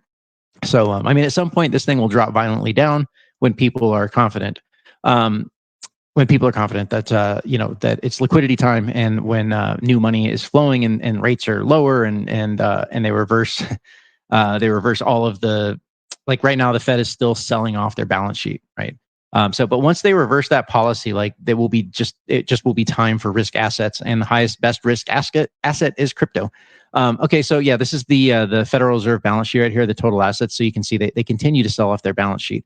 So although we do still have the M2 money supply has now reversed and is coming towards the upside. So we kind of got these like conflicting signals. But anyways, yeah, the point is that things are still there is the opportunity for things to pump hard here before the major crash comes. Okay, so let's get to Mr. Anderson's questions then. Let's discuss about safety options in the upcoming tail risk event. So one option, so there's a number of things. One option is just vigilance, right? Always be looking, check the markets every day. Be looking at the bond market, as we talk about so often here. Let's go to the bond market. Nothing happened this week, but like, bonds are just flat. But once this thing starts to violently curl to the downside, as the yield curve inversion starts to violently move towards the upside, that is your signal that, hey, it is really, really time to start getting doing safety kind of actions. There's a bunch of different things you can do. Like, if you're in traditional markets, you can take, like I said, a binary option and see if there's something that does pay out or doesn't under some kind of condition. So you can take a binary option that's way out of the money. So being in the money means that the option pays you if you close it, or if it closes, like if the option expires, then it pays you money. If it's out of the money, that means that if the option were to expire right now, that means you wouldn't get paid anything. So you could take something like a binary option that's way out of the money that will pay off, 10 to 1, 100 to 1. And you could take that with like 0.5% or 1% of your net worth, something like that. So that, yeah, you effectively, even if the market crashes, you're still effectively treading water at the same net worth. And even better is that if the market crashes and that thing pays you off, now you've got a fat stack of cash that you can go invest into whatever, right? Whatever risk assets that are about to get pumped by the new liquidity. So that is one way to do it. If you're on like some centralized exchange, let's say it's Kraken, you could take like a 2 or 3x leverage short. If you really think that a tail risk event is imminent, you could take a 2 or 3x leverage short on I don't know, some like spattering of coins. I would probably focus on various shit coins, because what's going to lose the most, right? It's going to be shit coins that lose the most in that kind of event. So that's another option that you could do. And then of course, like, it totally depends on who you are and where you're at, and like, do you have a nice job where you're getting big paychecks and you're just like dropping that into crypto? Well, then your protection against a big tail risk event might just be that you keep a cash reserve on the side, and that can also double as kind of like an emergency reserve too. Like, hey, this is my emergency cash. But it's also like my emergency in case the market crashes and I want to buy the shit out of it stash as well. Of course, if you use your emergency stash to buy the market, that's obviously risky because if you were to have an emergency in that immediate moment, you might have funds locked up. So, buy something liquid in that case that you can get out of easily if you really, really like, have a hospital bill or something like that. So I don't want you guys to be irresponsible. On the other hand, like, if you've got a little bit of money, not a lot of money, I wouldn't necessarily be putting a whole lot of that into a cash reserve because maybe you're young, you don't have that much money, and you're trying to like multiply your net worth.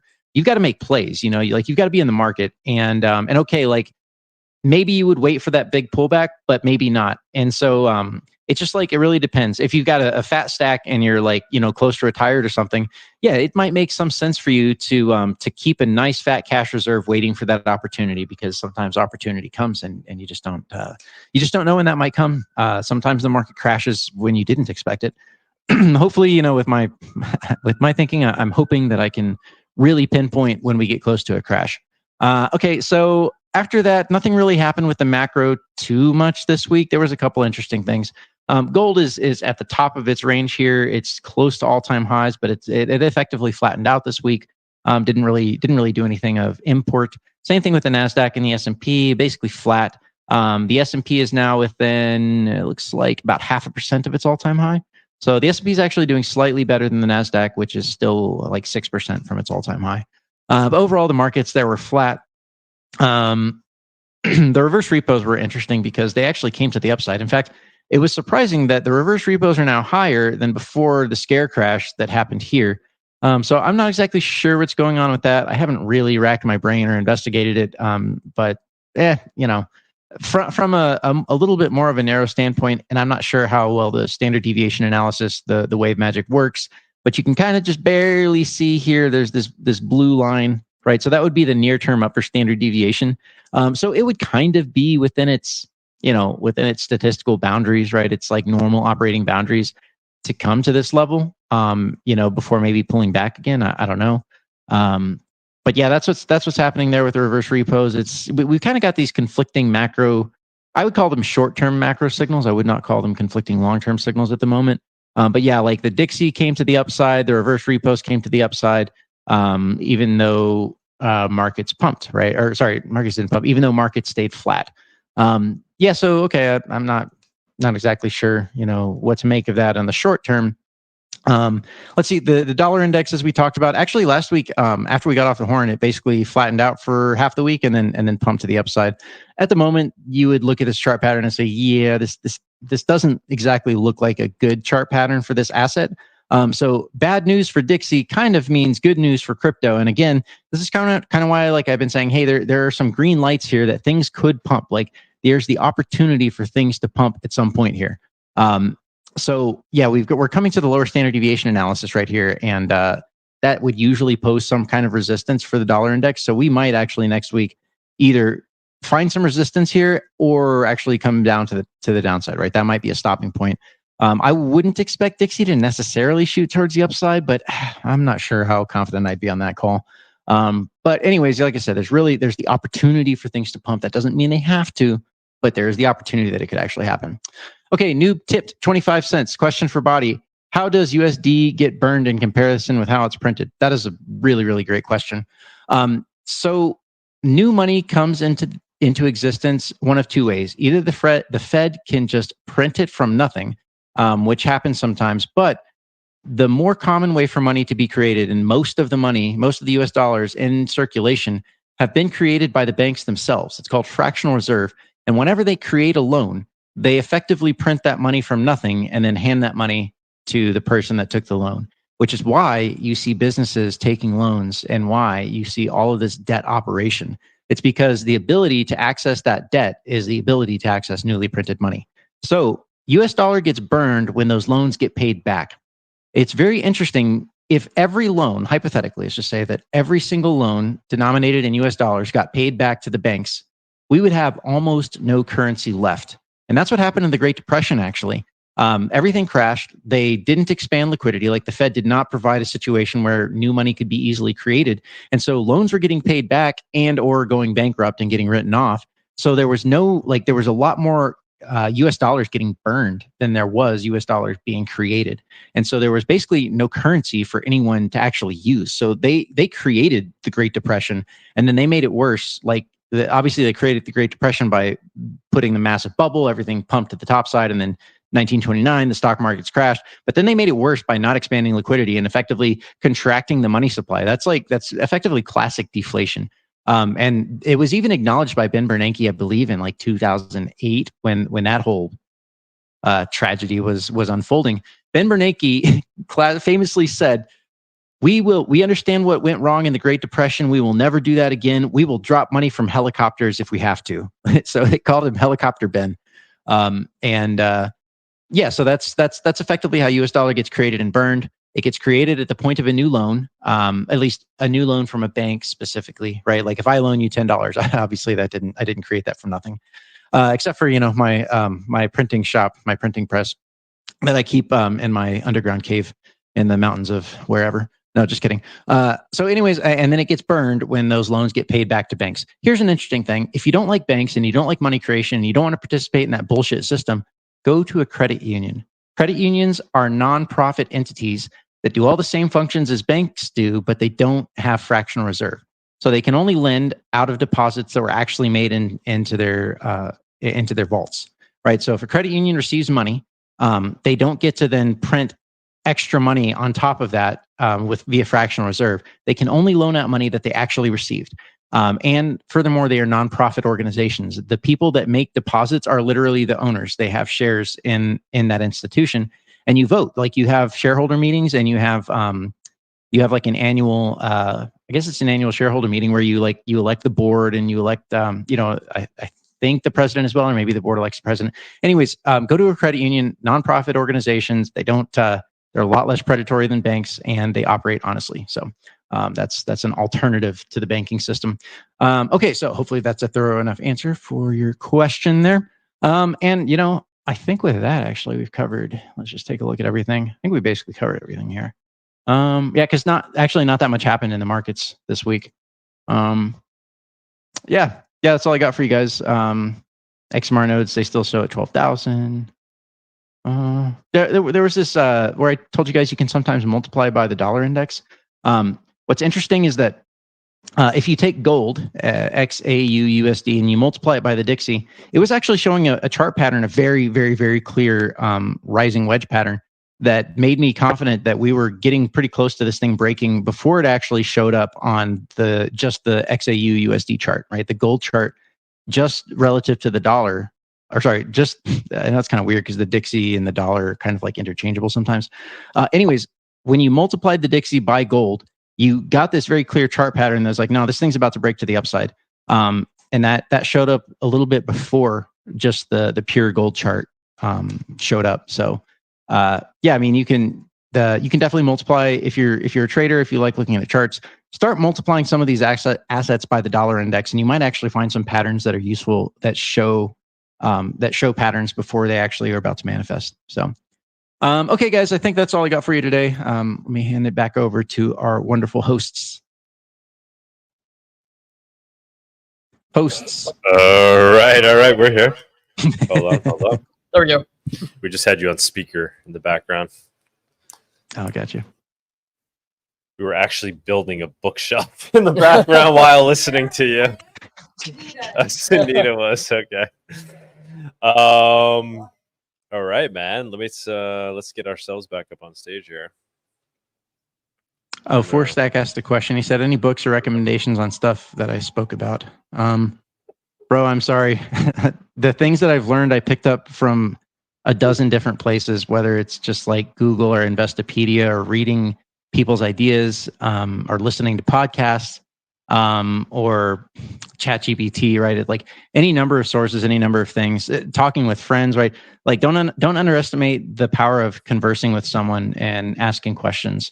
But yeah, I mean, what I would say is like, find some people that have made some good calls over some period of time, usually like at least a year or so. And then listen to the way they think. Don't like model your thinking necessarily after them, but like, just organize their thoughts in your own head, understand their paradigm, be able to speak the kind of lingo that they do, and pick up the different cues that you can from them, and then integrate all that across a whole bunch of different people and a bunch of different sources. I guess you could say I haven't read any books specifically, and I don't have any specific economics training. I have a math background, I have an engineering background, but I would say, yeah, just try and pick up as much as you can from as many different sources as you can. And don't hold anything to be like the holy grail, right? Always challenge your own ideas and the ideas that you're getting.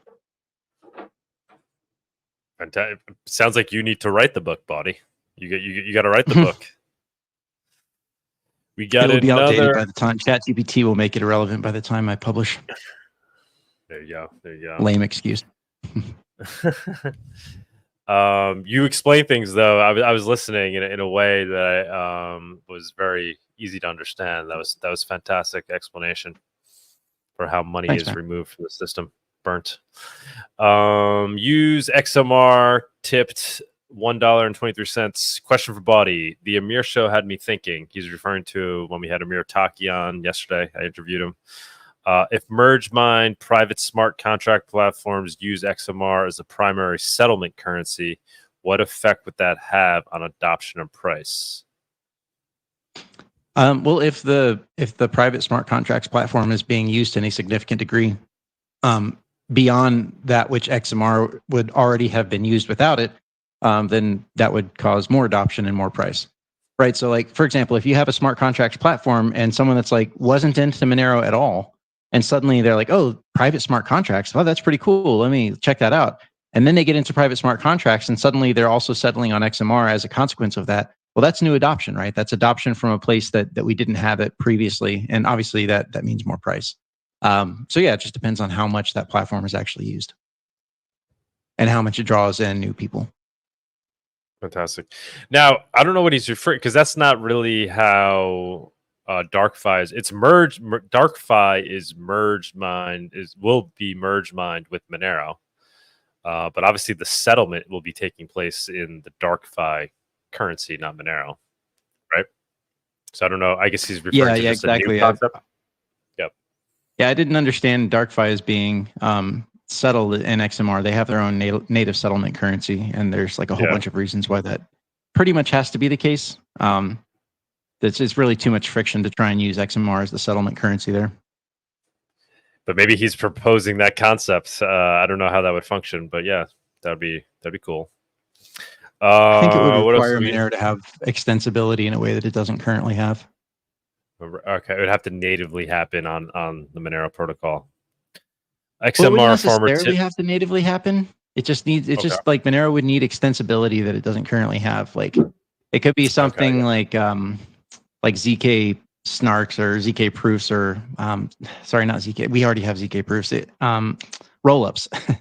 Sorry, the word evaded me for a second. If we had rollups or something like that, like something that allowed extensibility in a way that, Monero, like you could creatively hook it in to contracts, then okay. But right now we just don't have anything like that. Are we getting more extensibility with the implementation of full chain membership proofs? I feel like Luke is fitting that in there somehow. I don't know. That could be. I feel like if I said yes, Luke would yell at me, and I feel like if I said no, Luke would yell at me. So I know it's like you got to do it. I'll just cut it. No.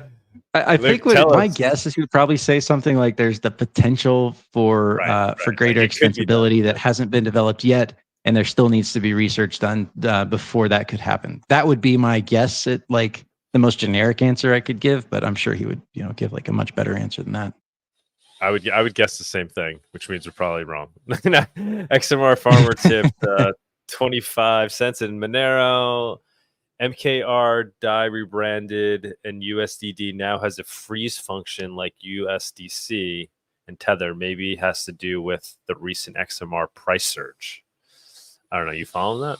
Maybe it has to do with the murder of the guy that founded MakerDAI. He said that intel agencies were after him, and then his body was—I can't remember his name. It's it's terrible that I don't remember his name. But then his body was found in Puerto Rico. That was like that was that guy. Oh my god. Oh my god, yeah. Yeah. So maybe it had something to do with that. Mm-hmm. That's terrible. Now they can freeze your yeah, that's or crazy. The rest of Telegram, dude. Shortwave tip, 25 cents. I listened to a YouTube video of the Bitcoin white paper. First time I've actually read it. All right. About time, man. It's an interesting. Come on, Shortwave. Yeah. All right. I mean, Who it's is the worth host reading. again? It's not terribly complex, and there's a lot of terminology that that was first used there, or at least colloquially in our cryptocurrency bro system, it was first used there. Four Stack is asking who's the host guy. I don't know if you're referring to me, Four Stack. Douglas Tuman. Looks like you're New York based. I'm in New York. Is there anybody who does meetups? Let's have one today, man. Where you at? me and Tux can come meet up, grab a coffee. I mean, there's like a meetup.com group, right, for Monero, and you guys probably haven't done that in a while, have you? Yeah, we started the New York City meetups with Vic back in like 2018 or whatever it was. We haven't done one in a long time.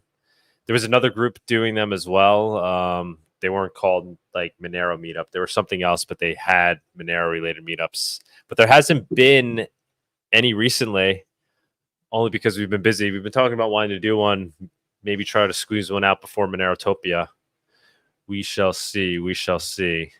If not, definitely after Monerotopia, we get to go. And I got a lot of ideas, like I keep talking about here on the show, right? Trying to build out Monero in New York. Maybe it would be nice if like the meetup was essentially just based on that.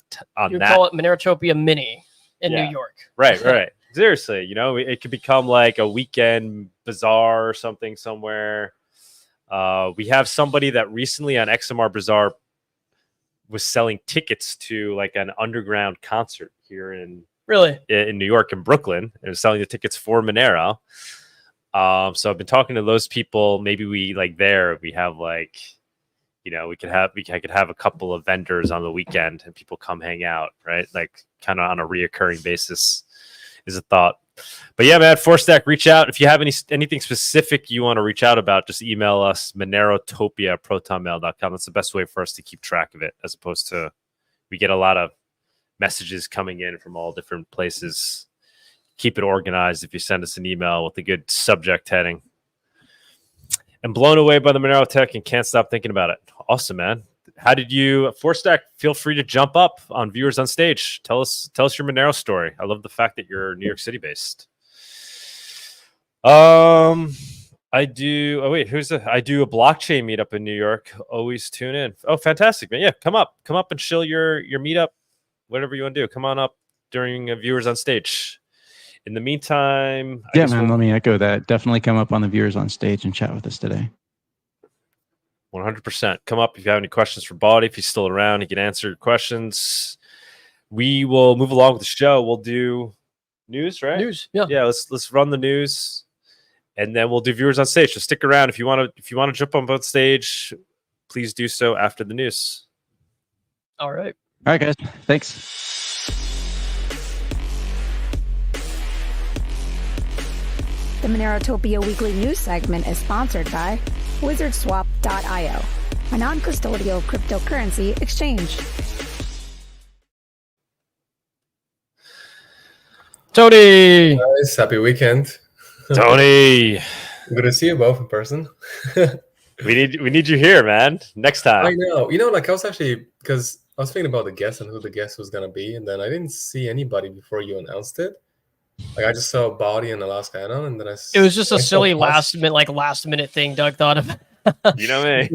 It was funny. And then I saw Talks like slowly creeping in. That was good.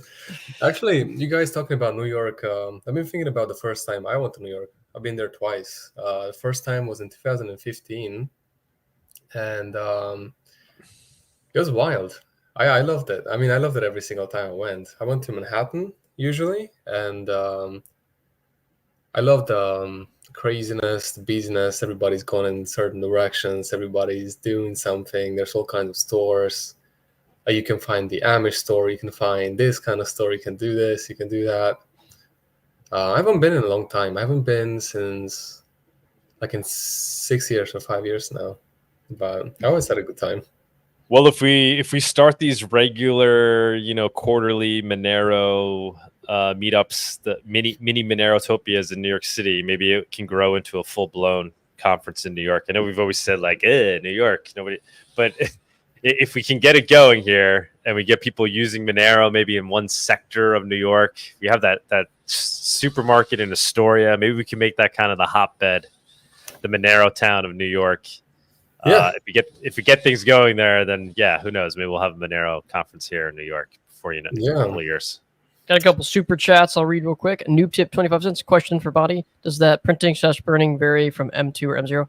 I guess we'll have Bawdy answer that later. That's a little late. Bawdy question, damn. Or ChatGPT. AK Anna tip $1. Bring that Brazilian on for a guest now.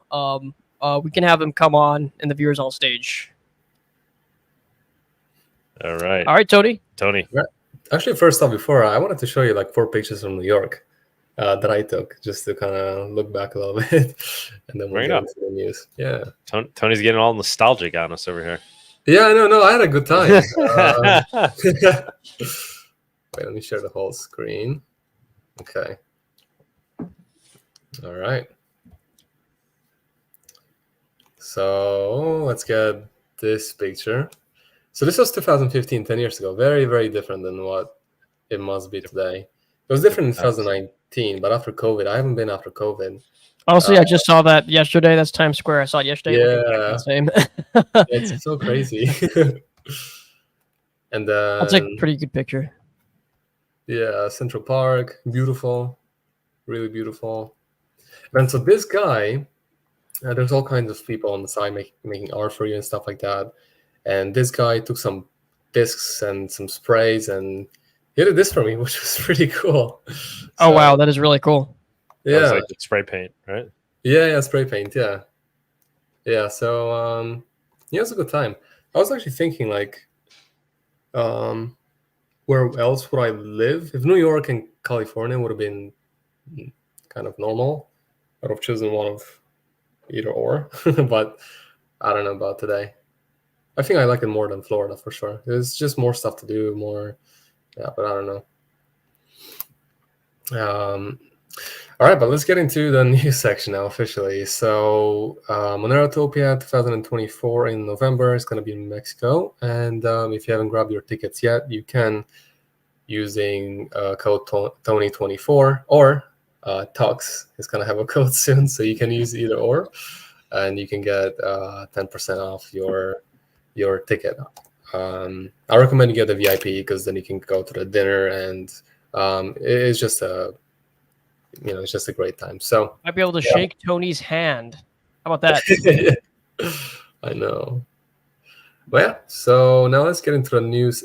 Actually, it's still kind of related to New York, but it's kind of a little bit funny. So New York City Mayor Eric Adams, he burned 4 tons of illegal marijuana. And then I found this video randomly on X. No, I have not heard about this. That's funny. Yeah, so he's what community were they burning that in? And I'm surprised that everyone just didn't go hang out. I don't know, but does it say? I don't know. No, but it was funny because he took a bag, he sniffed it, and just put it back in. That's funny. Somebody said, bro really paused for a second and thought, what a damn shame. Oh man, I haven't been following. They've been essentially marijuana was legalized here in New York. You can consume it. You're legally if you're over a certain age, right? You could grow a certain amount of your own plants in your house, but obviously you can't sell it legally unless you are licensed.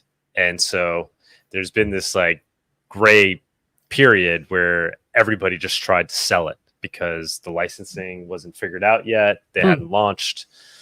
So you were every like freaking corner, like every deli was like selling weed. Like you just get it anywhere in New York. Like people setting up tables in the street and just like selling joints that they're like pre-rolling. Like it was just like everywhere. And now he was cracking down on all these nice, it's regulatory capture. It's like a couple of guys now that have access to the licensing. Like anything else you see, they're going to use that to their advantage. And basically they're kind of funneling everybody into only being able to buy marijuana through these licensed stores, which I'm sure at the end of the day will effectively be owned by just a small group of people.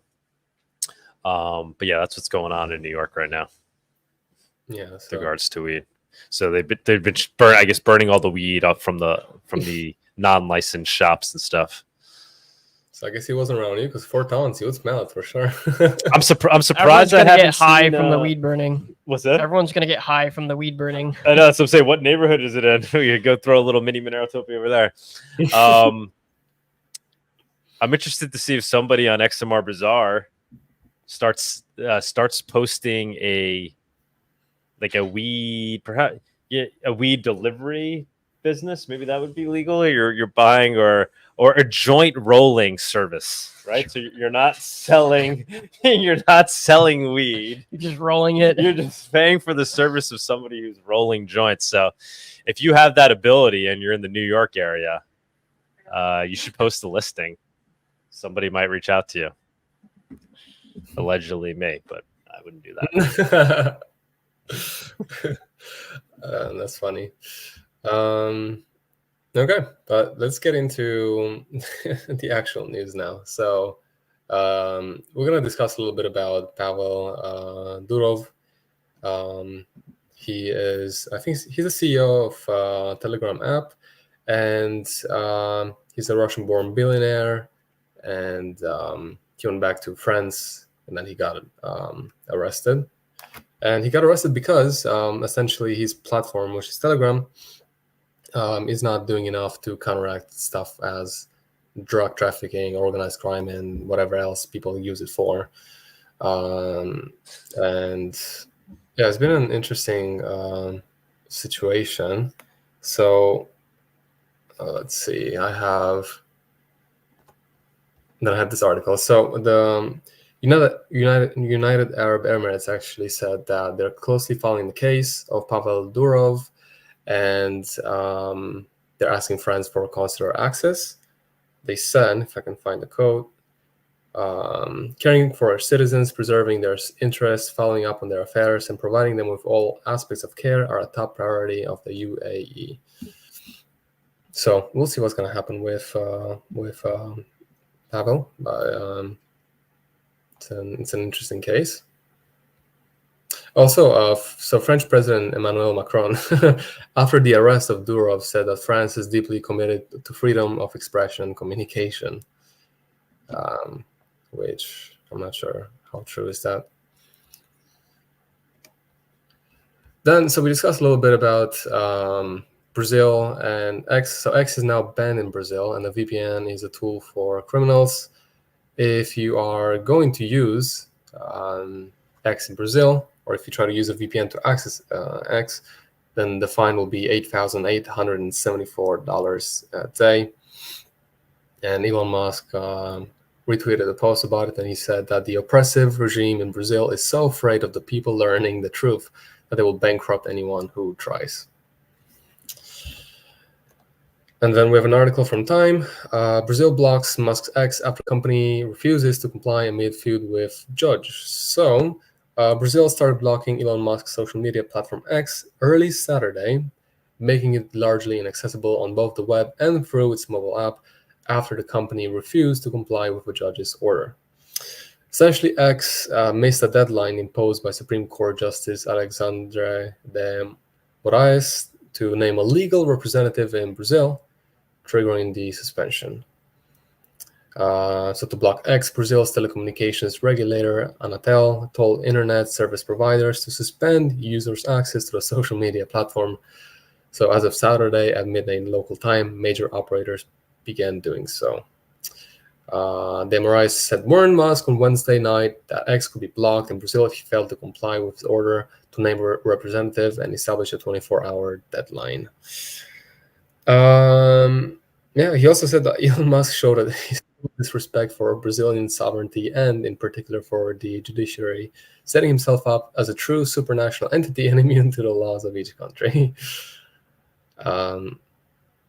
Yeah, so that's somebody said on Twitter that everybody that is not in Brazil, they should use VPN and pretend that they're in Brazil.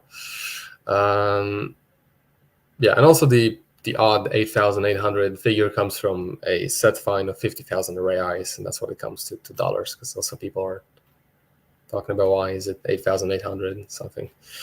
So that's quite a huge fine for using X. But yeah, it's a sad day for X users around the world, and I hope they're gonna find a way to use it in Brazil.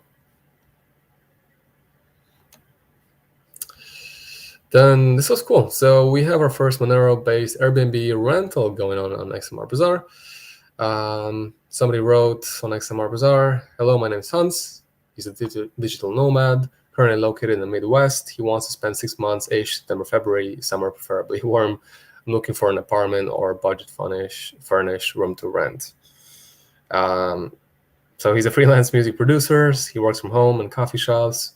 So if you're willing to help him out, go on XMRbazaar and contact Hans. But that's cool in the direction that it's going right now. So I saw somebody, because I tweeted that out. Yeah, I guess you're saying a tweet. If you look in the comments, somebody responded like, "Oh, I got just the perfect spot for Hans. I'm going to message him on XMRbazaar." So we may have made it happen.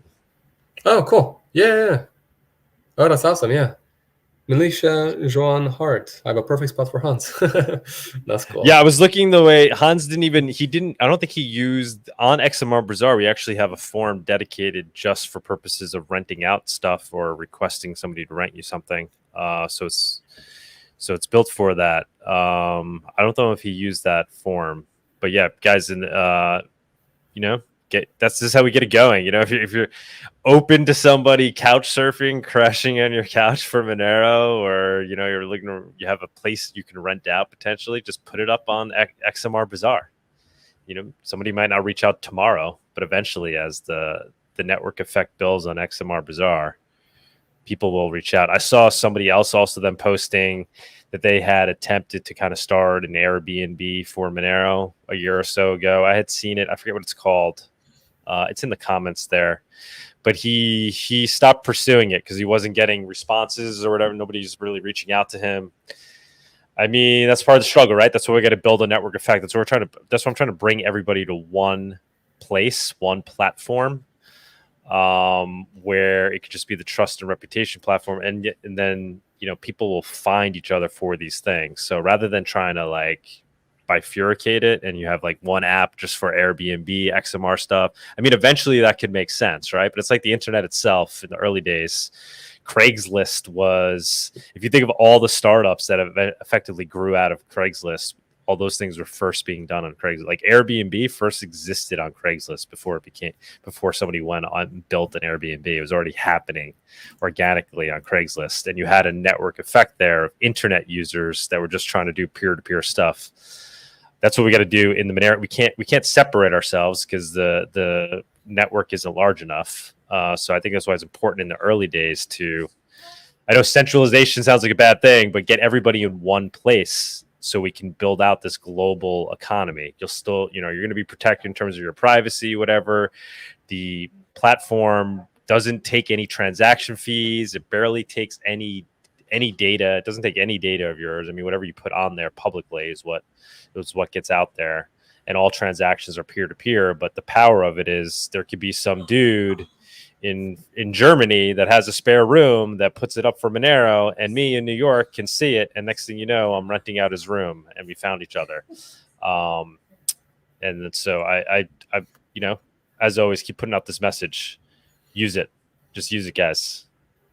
It's also funny how Craigslist looks like a website where you probably didn't want to end up on, because it's just HTML and probably no CSS.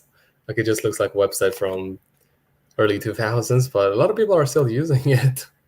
Yeah, to this day, it still has utility, right? It still kind of fills a niche where it's like minimal amount of information. Anybody can kind of come on anonymously, post something on there without, so we're trying to mimic that, because that's, I think, what you initially need to get enough people onto one platform. It's got to be in everything. Usually, lots of times people look at, if you try to do everything and all at once, you won't succeed at anything. I don't think that really applies to what we're trying to do here with the marketplaces, because the real value is in bringing in all the different buyers and sellers, right? And we have enough of them, they'll figure out what they want to buy and sell, whether it's renting apartments or selling their motorcycle. But I think you want them to have as many use cases as possible within that platform. So you can you have your best chance at meeting the coincidence of needs, right? Yep. Okay, so moving on, we have Vitalik moving around a lot of Ethereum. So he moved 800 to a multi-sig wallet, and then he swapped 190 ETH for USDC. And on August 9th, he also transferred 3,000 to this multi-sig wallet. So people are saying, is he dumping Ethereum, or why is he making so many transfers? Somebody said bull posting while dumping on us. That's what happens when you have a girlfriend. His girlfriend must be really high maintenance. Yeah, so I'm not sure what's going on, but it's interesting. Then we have Bitcoin Lightning payment now settles to a USD bank account in seconds via Light Spark. And somebody wrote, can someone tell me how this isn't just fiat with extra steps? So I certainly watched a little bit of the video.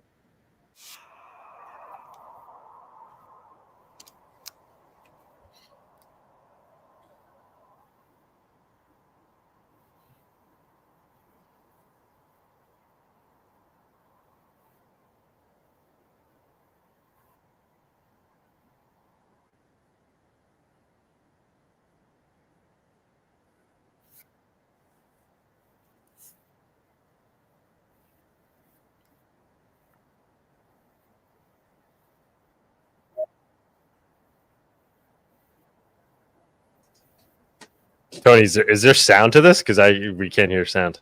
I was gonna play sound, but it's just like there's nobody talking over it. It's just like some song. So, yeah. So this is the Light Spark. It's just interesting, but it's just fiat with extra steps, like somebody said. They've managed to turn Bitcoin into PayPal. See Bawdy's comment. I wonder how much they got paid to shield this, or if it was a request from their sponsors. Weren't the same guys shielding BlockFi in 2021? Yeah.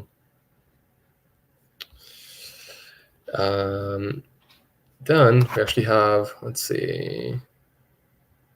I thought I had one more somewhere. Okay, so Chilla posted on Twitter, Colorado's SB 24066 might just be the beginning of financial tracking being weaponized against gun owners. This new law could set the stage for banks to become watchdogs over our personal choices, turning them into tools for monitoring and controlling any group's behavior as we approach a future where digital transactions equal digital surveillance. Using Monero and Cash for now offer a last bastion of financial privacy. And this was actually approved by Governor on May the 1st and effective of August 7th, 2024. But essentially, the act requires certain networks that facilitate payment transactions to make the merchant category code for firearms and ammunition available to merchant acquirers, processor who process transactions for firearms merchants. Yeah, so it was the beginning of just tracking your finances and which are going to be weaponized against you eventually, and starting with guns, then with food, how much meat you had, how much you drove, and all this stuff. So quite scary stuff. This one is interesting. So Whitney Webb posted on X, given all the hype about the RFK Jr. team up with Trump and what it means for healthcare, I have some questions. So it just talks about how Trump, Elon Musk, JD Vance, they have major investments in biotechnology, companies deeply invested in mRNA and DNA vaccine technology. So what is RFK Jr. is going to do? Is he going to be opposing the use of these technologies as he seeks to tackle the chronic disease epidemic in the US in the future Trump administration? Will he allow the health, DARPA, ARPA-H to continue to operate? So it's actually interesting, and I was thinking about it as well. What exactly he's going to do in a Trump administration? Is he actually going to do what he's been talking about, or to what level? We shall see. Actually, I'll keep this for last. Oops. I know I had one. I think it's this one. No, I need to find it. I had one more. I'll find it in a little bit. So you can now go to jail in Germany for calling this person a dude. A German court has ordered the Haas and Hopf podcast to delete an episode where the host referred to a balding, trans-identified male by he, him pronouns. The host now face quite a huge fine, 250,000 euros, or even jail time for misgendering Nicholas Laura Holstein. Now, I didn't listen to see if they made fun of this person or what they've done, or if they just misgendered this person. But Germany, as far as I know, has been quite going down, and just the west of Europe in general.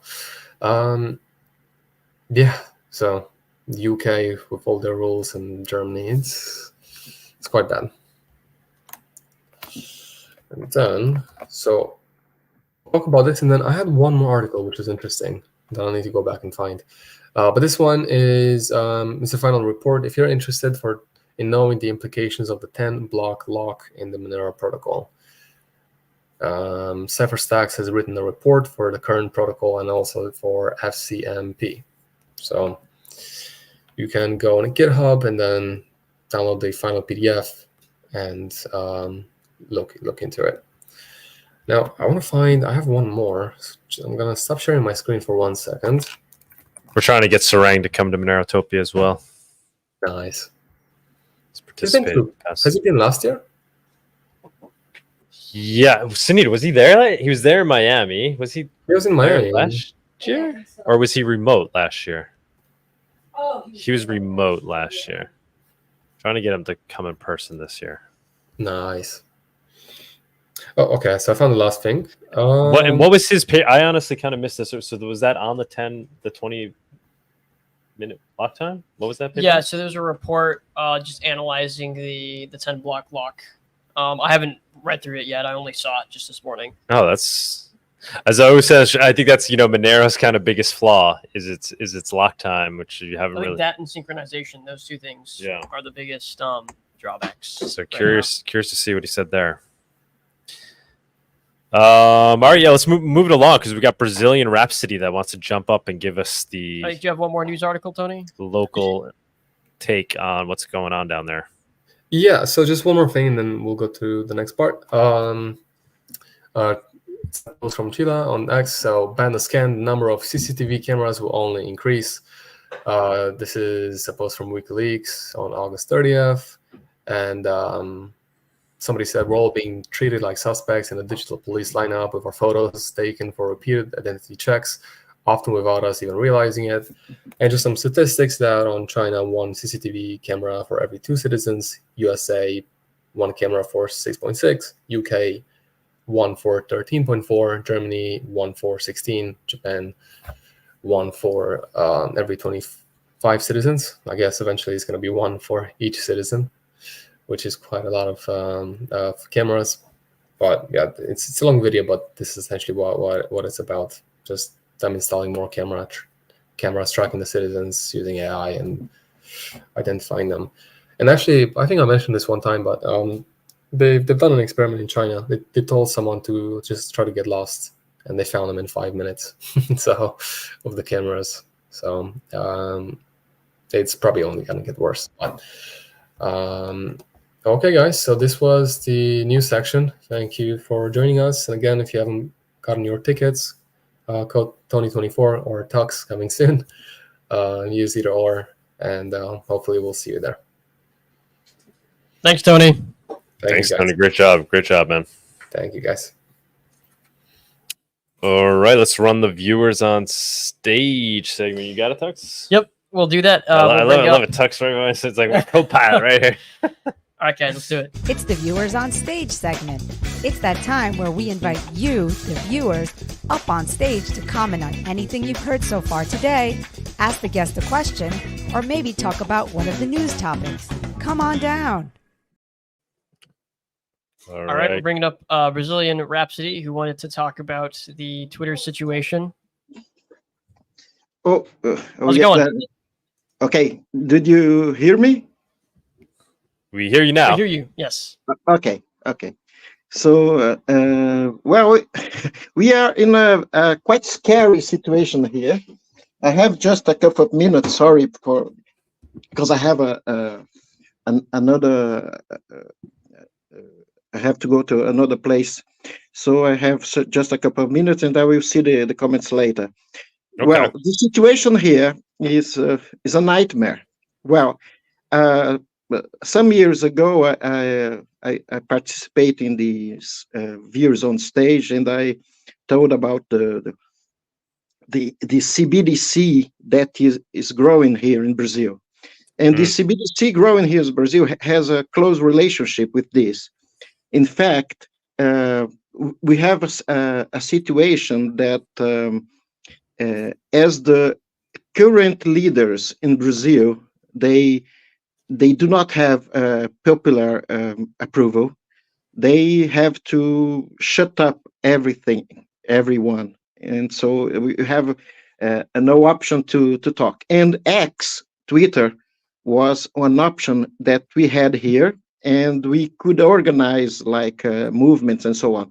I'm not part of these movements, but I'm retweet those comments, and all the political discussions was occurring here. We have in 1 month, a little bit more than 1 month, we have elections. It's local elections, not government, not the presidential elections as in the United States. But the left-wing party is losing control.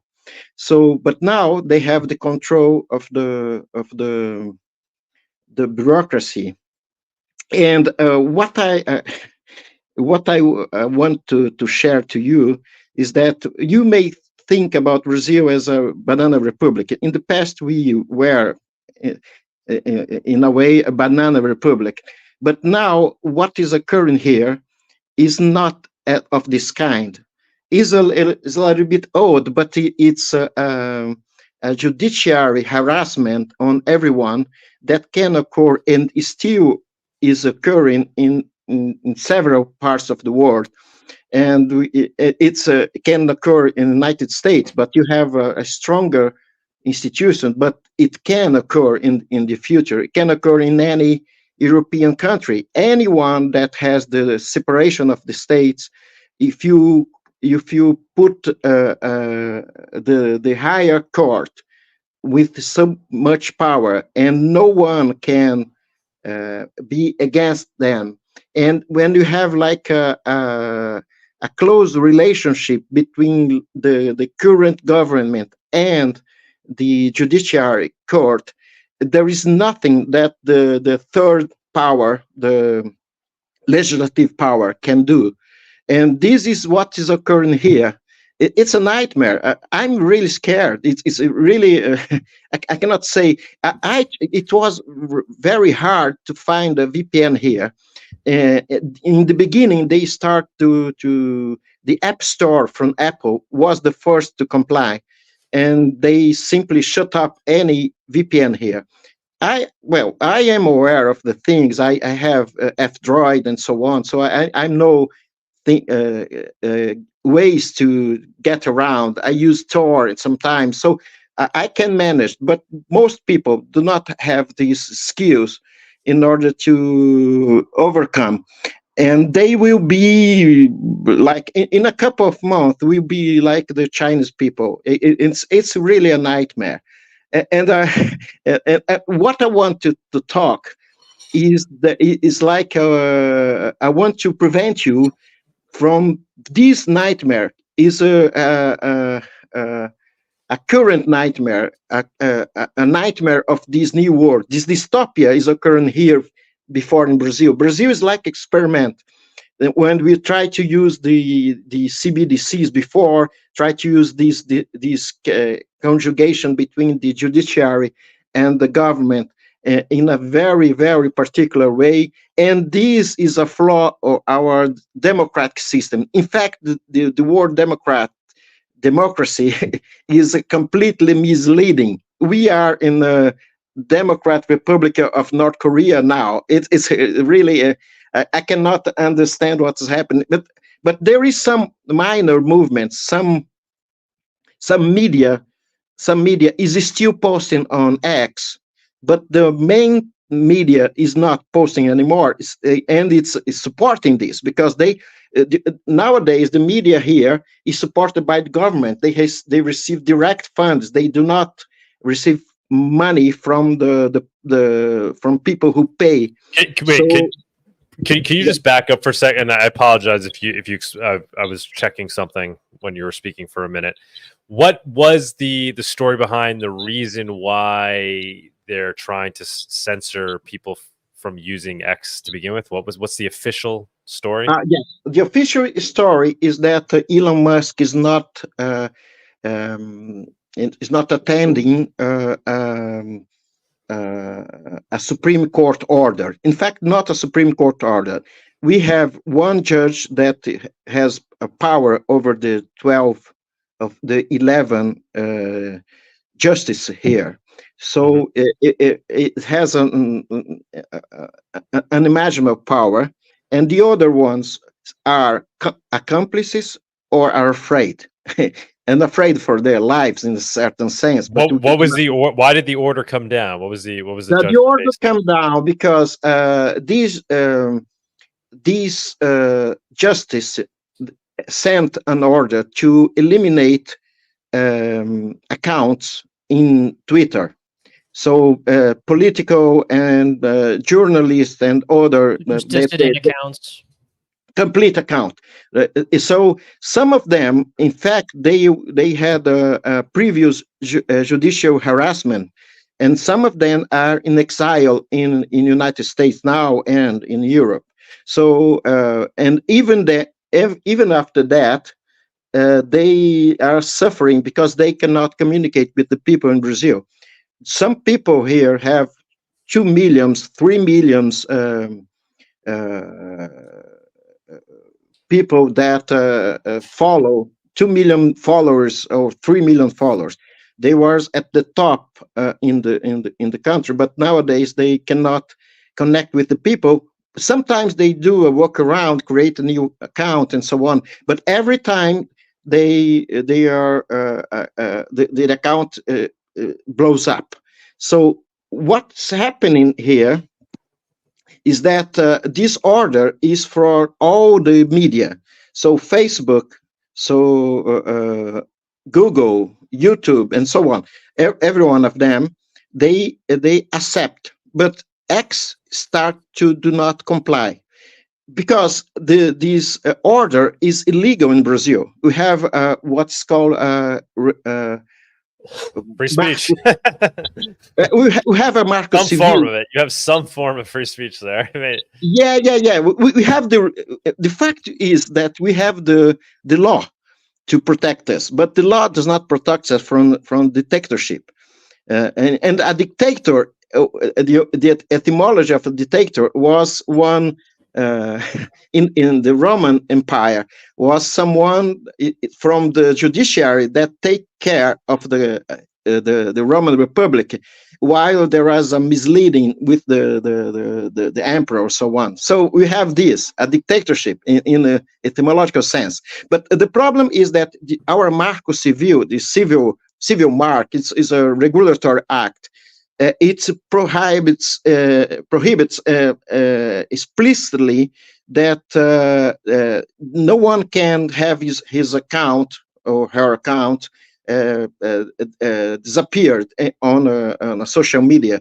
We can block a post, or you can even make a legal action against someone that speaks something that is not correct according to our law. But these judges, they require to close those accounts, and he required in a secretive, in a confidential order. So, and imply that as it is a confidential order, X or Google or YouTube or Instagram or anyone cannot say that they are canceling the account due to a legal order, and the other simply accept.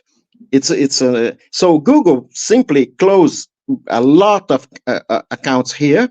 Facebook close everyone that they want, and did not say anything. But X did say, and they say that, well, this is wrong, this is against the law, the legal order is unlawful, and we will not attend. And further, they published the secretive, the confidential order that they received. So they did. I didn't say that. Okay. So is there sorry to interrupt, I'm just trying to get some of the information. Okay. Is there a very obvious consistency with who the government was trying to censor? Does everybody kind of fall into the same category of the type of speech or topics they were talking about? Yes, all conservative, all liberal in our sense. Liberal, we use the liberal in the European sense, not as you use. So all the more right-wing people, but there are some people from the left. We have like a Trotskyist group here that has very odd ideas, but they do not share with this main view, and they are blocked as well. So sometimes maybe they, as a minority party here, maybe they use this just to say that you are not focused on a spectrum of the ideas, but it completely focused on the right wing side. We have Republic senators, Republic representatives that lose their accounts. It's a completely nightmare, and it's really based on like election interference. It is in a sense, but there is more, because in the past some of these people they were in exile. And you have here a prequel of CBDC in Brazil. And the prequel of CBDC in Brazil is called PIX, P-I-X.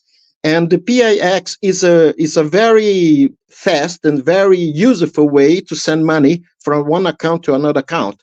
And it supersedes the bank accounts. So we can send directly from someone to another one. In a couple of months ago, we have we have a strong flood that took one state in Brazil, and the PIX was the main medium of exchange money and send money to those poor people that lost everything. And without PIX, we could not do that stuff and pay the volunteers there and pay food but so it's a very good thing as a financial way of sending money. It's very fast, but it's not private.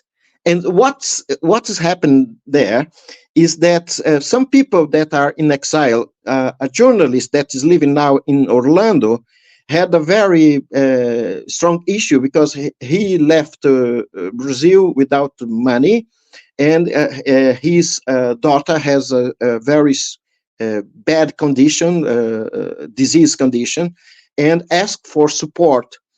And people send PIX, and those who sent PIX suffer judicial harassment, and some of them were forced to go in exile in Argentina or in Paraguay or in the United States and in Spain, mostly those 4 countries, receive people from Brazil.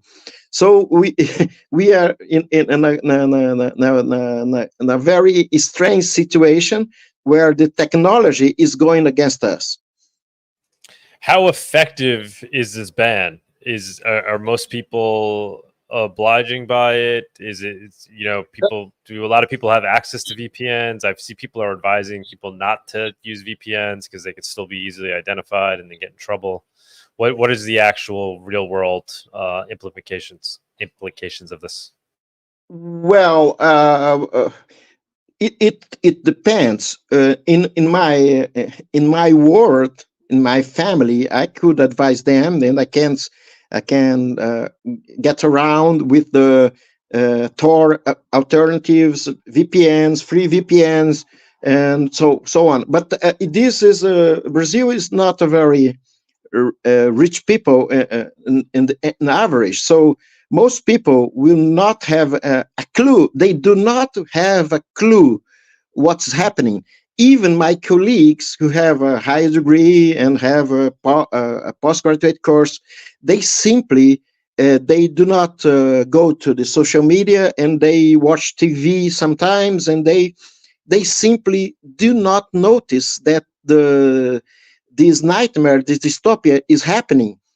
And this is what and most people are simply not aware.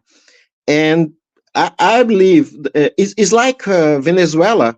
I had a friend in Venezuela that was a colleague, had a beautiful life, and nowadays he is begging.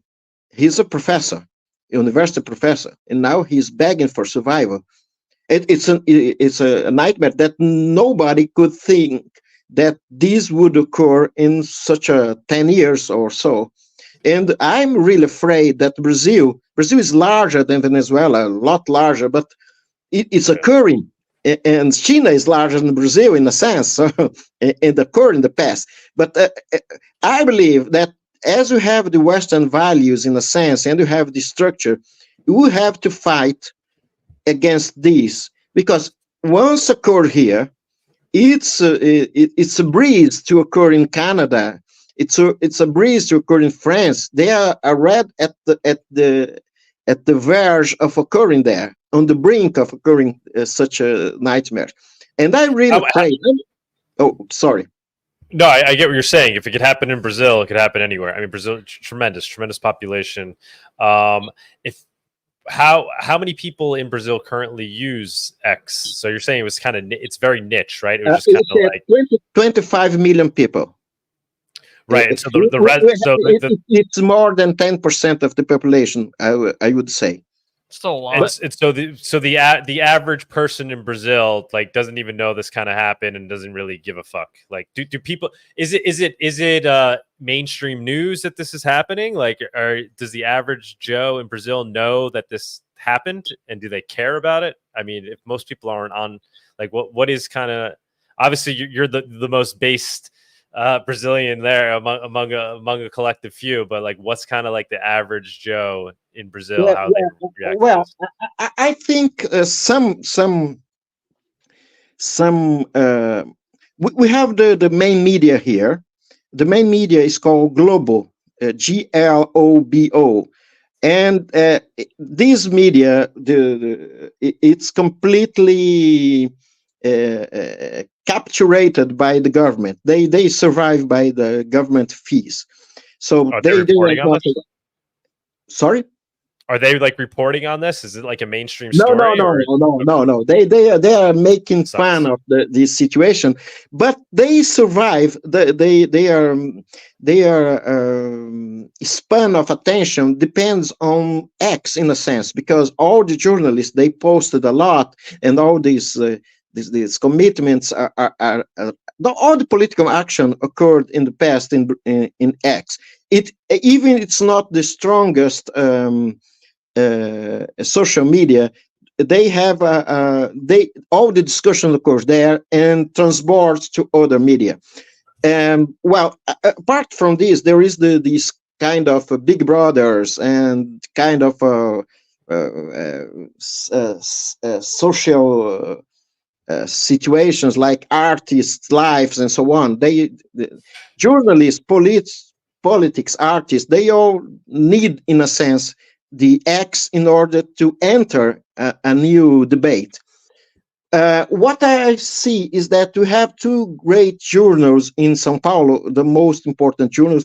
They were left-wing. They supported the current government, but they noticed the problem.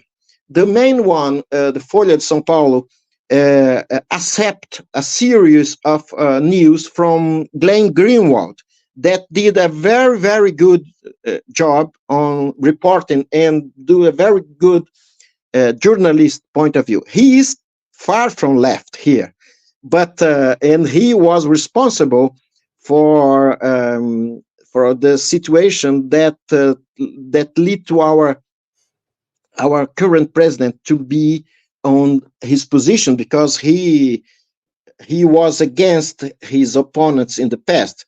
But he did a very good job now on reporting what is occurring. So we have these two great newspapers. They are still posting on X. I noticed that are still posting on X, but the collaborators of the regime, they are not posting since midnight, because on midnight the order was imposed on us.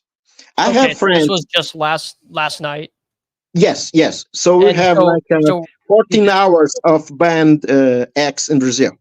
So right now you cannot normally just. No, I cannot. If I go on a browser and I put x.com, it's not possible. Okay, you can, so they have like a DNS firewall thing going on. In Brazil. Change to Brazil. There is, I don't know if in a couple of days you have such an option, but this is not possible anymore. Wait, okay. Even with the VPN, he's saying it's not possible? Well, you could still use a VPN right now, right? Oh, okay. I'm using a VPN. I'm using the VPN. But they could potentially try cracking down on people using VPNs, because there are ways to tell if they're like deep package inspection and whatever. Right, and then they're fining people, right? Like some insane amount, right? Yeah. Has anybody been? In fact, the people in the judiciary are not so aware of the technological nuance and the news. They are really stupid on this stuff. But the problem, he posed a fine of 5,000 reals, which is around $9,000 per day for everyone that use VPN in Brazil.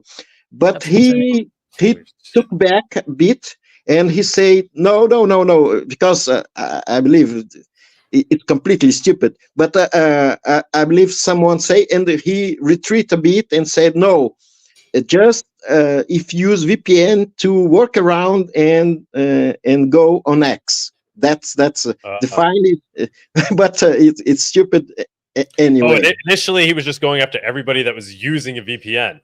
Yes. So what I'm guessing how this could potentially be enforced is that if you're someone who's on X, you're already established on X as a Brazilian, and they see activity on that account, maybe then they will go after you. Yes, right. We have some representatives that are fighting against. They are posting. It's very revolutionary here to post on X. It's funny, but it's not hilarious. Do you see avenues wherein there's a silver lining here, kind of a Streisand effect, where this can open people's eyes to the need for privacy tools like VPNs, like Monero? Like, people should be, if they're using a VPN in Brazil, you should be purchasing it with Monero anonymously, right? You shouldn't be like using your credit card or your bank to like monthly pay a VPN service. Yeah, you're gonna want to use Monero to like. Do we see a potential silver lining there with like that movement growing in response? I know you said like your friends don't give a shit, but do you think it could, get the word out? People that are getting affected. Well, the opportunity is now, but the problem is that most people are not so tech savvy in Brazil. Yeah.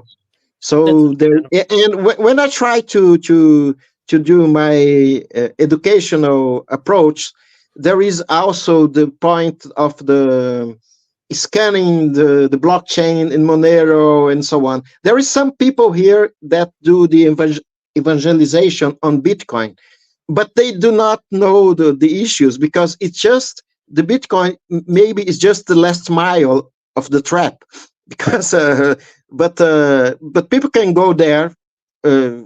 Nowadays, all the exchanges here that deal with the Bitcoin, they have to pay taxes just before. It's 1 or 2 weeks ago, they create a new tax evasion rule around the Bitcoin and crypto exchange. So it's not safe anymore to have any money in any Brazilian exchange. And it's not safe to have any money be in Brazil, even in international exchange, because the gap between reals, Brazilian reals, our money, and the crypto is blocked in a sense. It has taxes. It has to be open. So they are posing threats on people that do peer-to-peer exchange. It's a previous what can occur. I hope that United States be free of this situation, but you have to take care every time. I'm not so sure about European countries and others like New Zealand, Australia, Canada, and so on. And Brazilian, great job, man. Brazilian Rhapsody, great job, by the way. I hope you could stick around a little bit more, because I know other people have questions. I want to ask one last question. What is the legality of just using crypto in Brazil, like using Monero?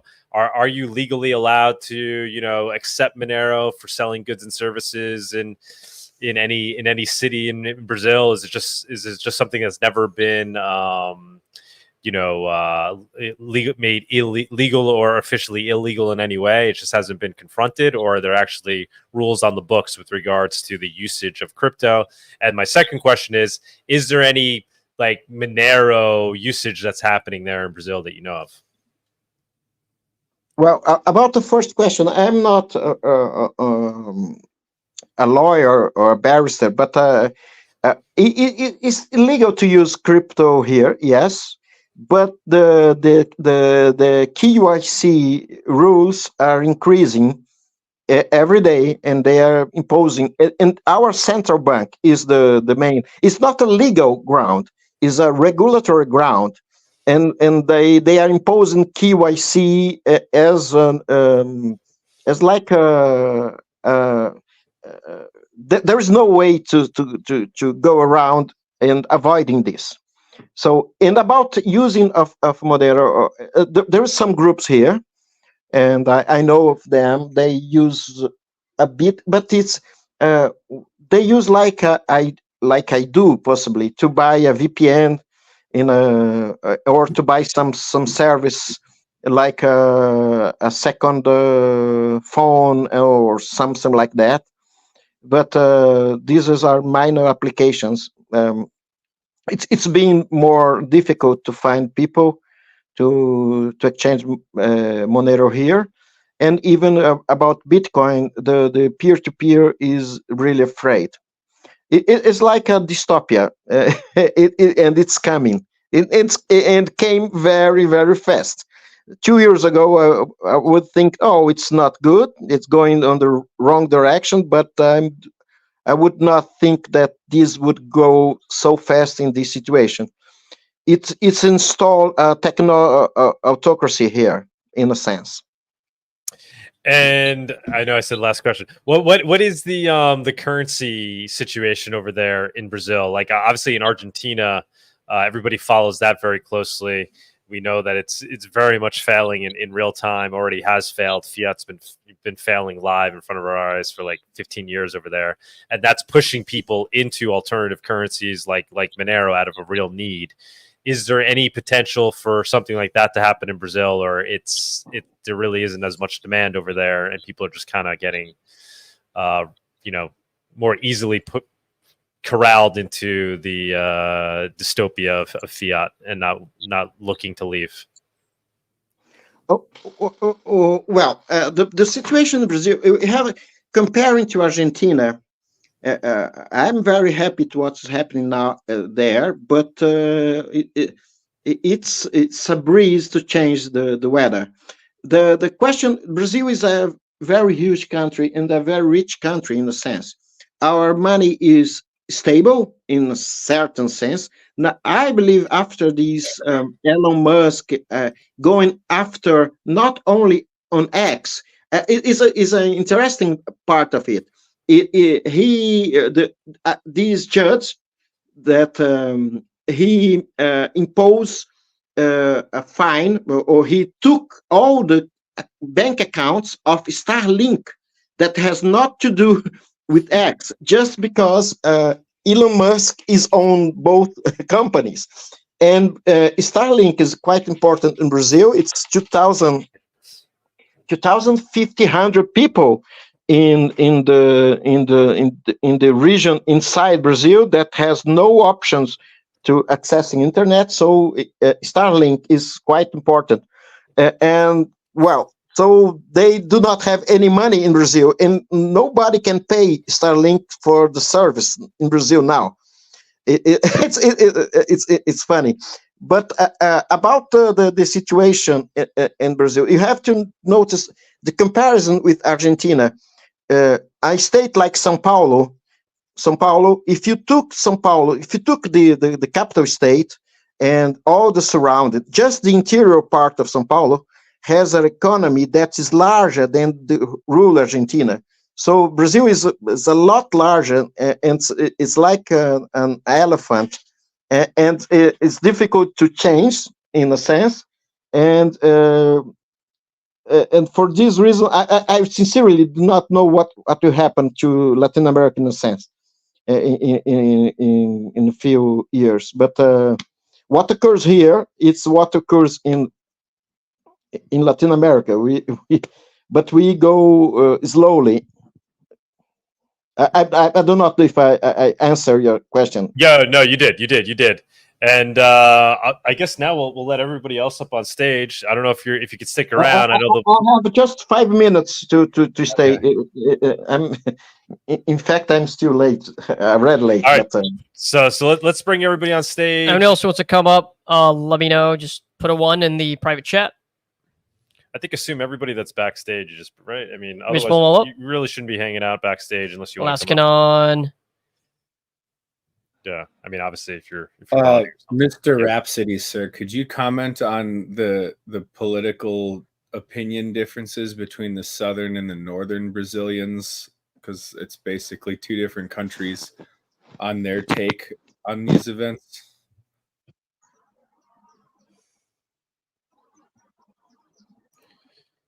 Brazilian Rhapsody, are you there? Did we lose? Get shut down. Got raided. God forbid. If someone has a question or two, I still have 4 minutes to answer. If there is any. Did you hear a last pronouns question? I'd like to know the difference between the southern part of the country versus the northern part of their country on their take and their view on this event. Well, there is a huge difference in Brazil between the southern part of the country, and because we rely on ourselves. I'm in the southern part, and while the northern part of the country, they depend. Most people are very hard worker, but they depend on the government on a huge scale. So the political party, the left-wing political parties, they have a strong ascendance on them. So they are people that do not have so much education, and they are more prone to those egos political egos that go there to. It's Do you think that's fueling the separationist movement? Do you think these events have fueled the idea of the two Brazils idea? well, this idea came in the past, but I do not feel it has a strong support now, and I do not feel that it's the best situation, the best option for us now. You will fall together in a sense. They are brothers. They do not know what is occurring. It's like slaves. Some of them are slaves of a structural government, a structural political situation.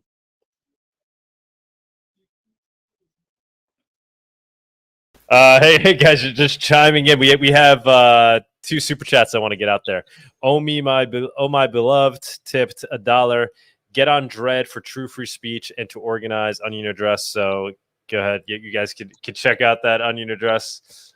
Dread At your own peril is basically the front page of the of the dark net.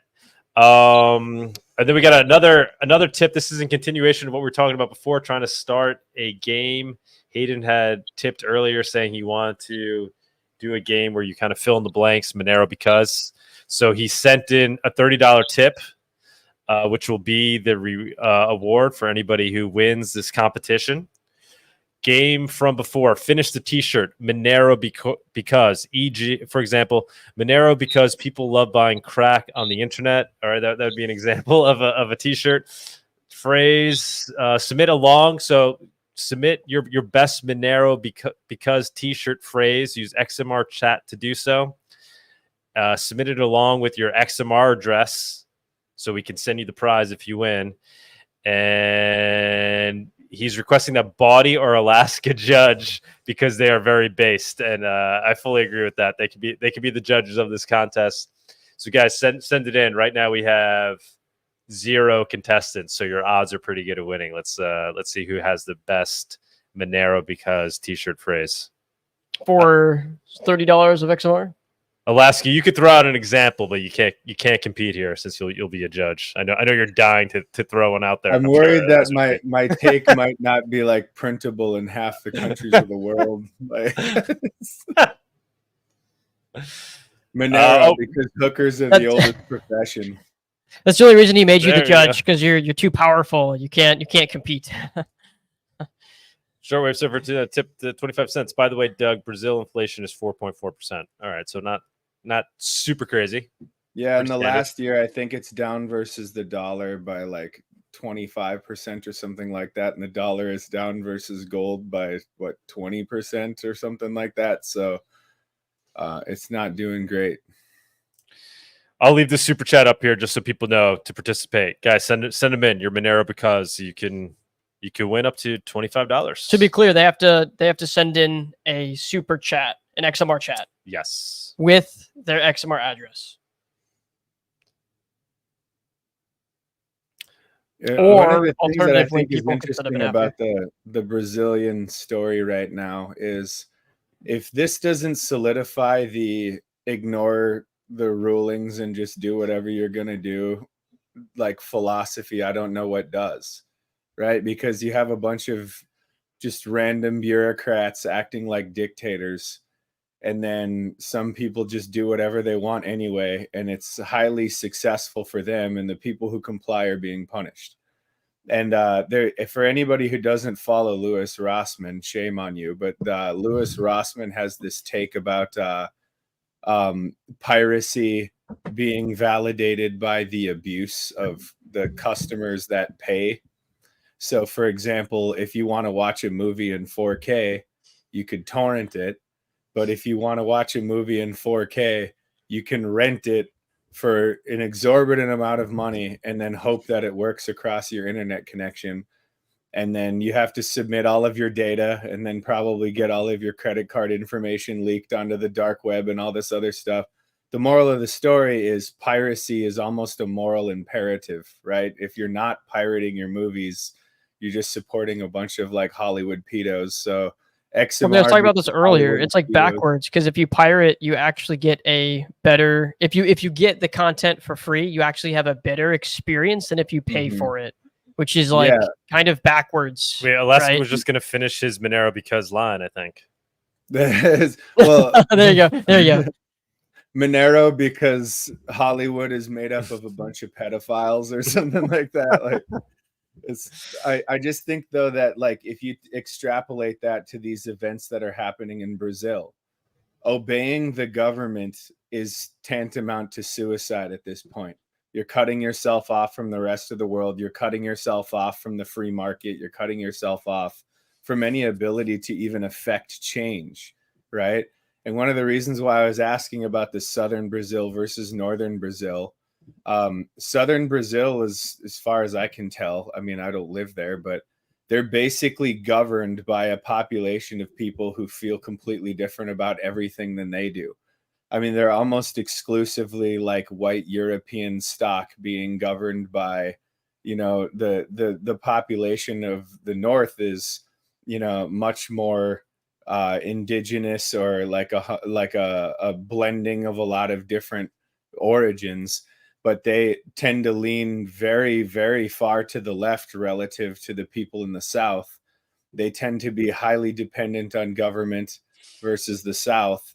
And the thing is they don't have any say in the people that are governing them. They could vote. I mean, they could vote unanimously and they'll still completely be overruled by literally everything. And then on top of that, the people, when they get elected, they don't even obey the laws, right? They just like unilaterally make rules and then punish people for even speaking about why they're following those rules. Now look at what these people that have now what they've provably done, like the Googles of the world. Some random bureaucrat sends a secret edict to ban accounts. They ban and comply so they can continue to have access to that market. And then the people who reject the authority are punished. But it's not like Elon Musk is crying in his pillows full of money right now. It's a bunch of rural Brazilians just had their internet cut off after it's been paid for. Even if they don't use Twitter, they've just had all of their internet cut off and they've had all of their access to information. The underlying premise is comply or we will punish our own citizens ruthlessly for no reason, right? Like they had nothing to do with it and their internet is being cut off. And that's just a small microcosm of if you are not a pirate, you are complicit in this wickedness. Hello. What's up? What's up? I just want to say, guys, we got almost 400 live views. Like and retweet. Let's see if we can. And buy a Noto. The way I would bypass that, so there is still internet, right? But they're forbidding the VPNs, right? Well, they also they cut off Starlink. Okay. So what I would do is I would use a laptop without a hard drive. I would flash a Fedora USB Live stick on it. I would spoof the MAC address from the Wi-Fi. I would go to restaurants that have Wi-Fi access. I would punch the VPN tunnel through it. Then I would access Twitter like that. And then I would go to the next restaurant and I would do that such that if you would view the locations that I visited from the restaurants, it would be a smiley after a week. Thanks. I mean, that's very far-fetched, man. No one's going to literally go to their local McDonald's to just use Twitter. It's insane. Even though, yeah, that works. But, you know, that's something. Instead of a smiley, you need a big anarchy symbol. Like well, and if they come, you just press the power button for 5 seconds, and then there is nothing to see here. Did I misunderstand? I thought they just banned Twitter and Starlink, but that VPNs, you're still allowed to use VPNs, but it was just like that you'll get fined for using Twitter through a VPN if they can identify you. I mean, that's the thing is like even if you go to like restaurants and stuff, That's me. Yeah. It's not used to having a second person. If you're established Brazilian like citizen and you use Twitter, if you like use a VPN and go to a restaurant, use your Wi-Fi, whatever, if they can see that, oh, you're a Brazilian, and especially if you're like you put yourself out there, right? They can see that you're using X. They could go after you in that case. So the only way that you could use it safer is if you're actually like have kind of an add-on account. Yeah, I missed that point. Maybe this will cause some kind of like impetus on Musk to make anonymous accounts more accessible for people. Probably not, but or hey, maybe. Starlink from Monero, you know. You would think that, yeah, this would also be a kind of a big impetus for him to accept cryptocurrency for, for Starlink.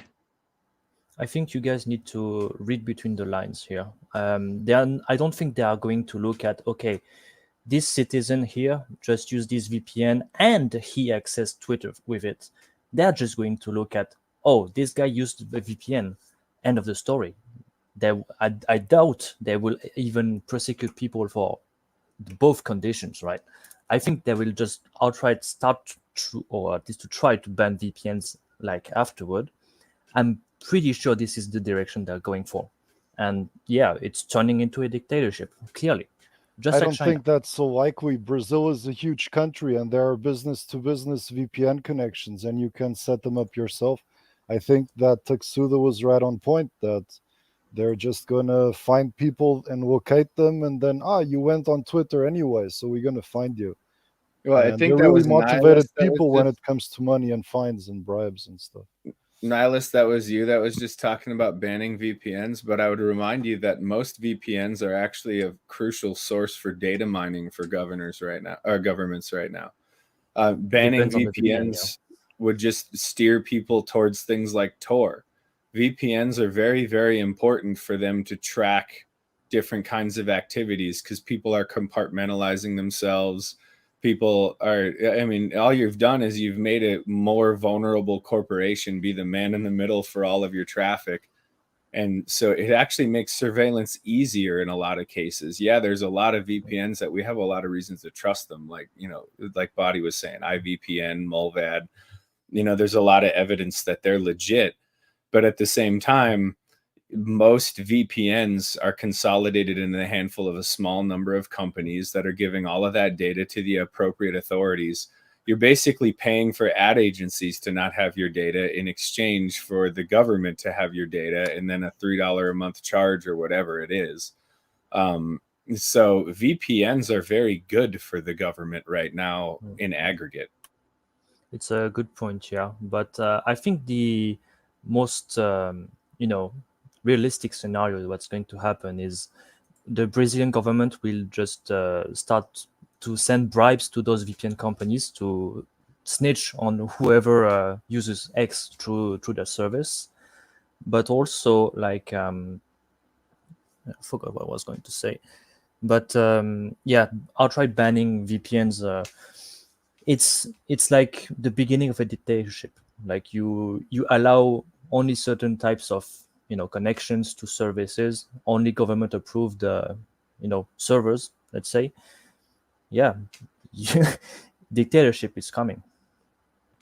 Well, I don't know if dictatorship is coming, but one thing Brazilians can do, for example, is to check on Oni app to see how many websites they can access.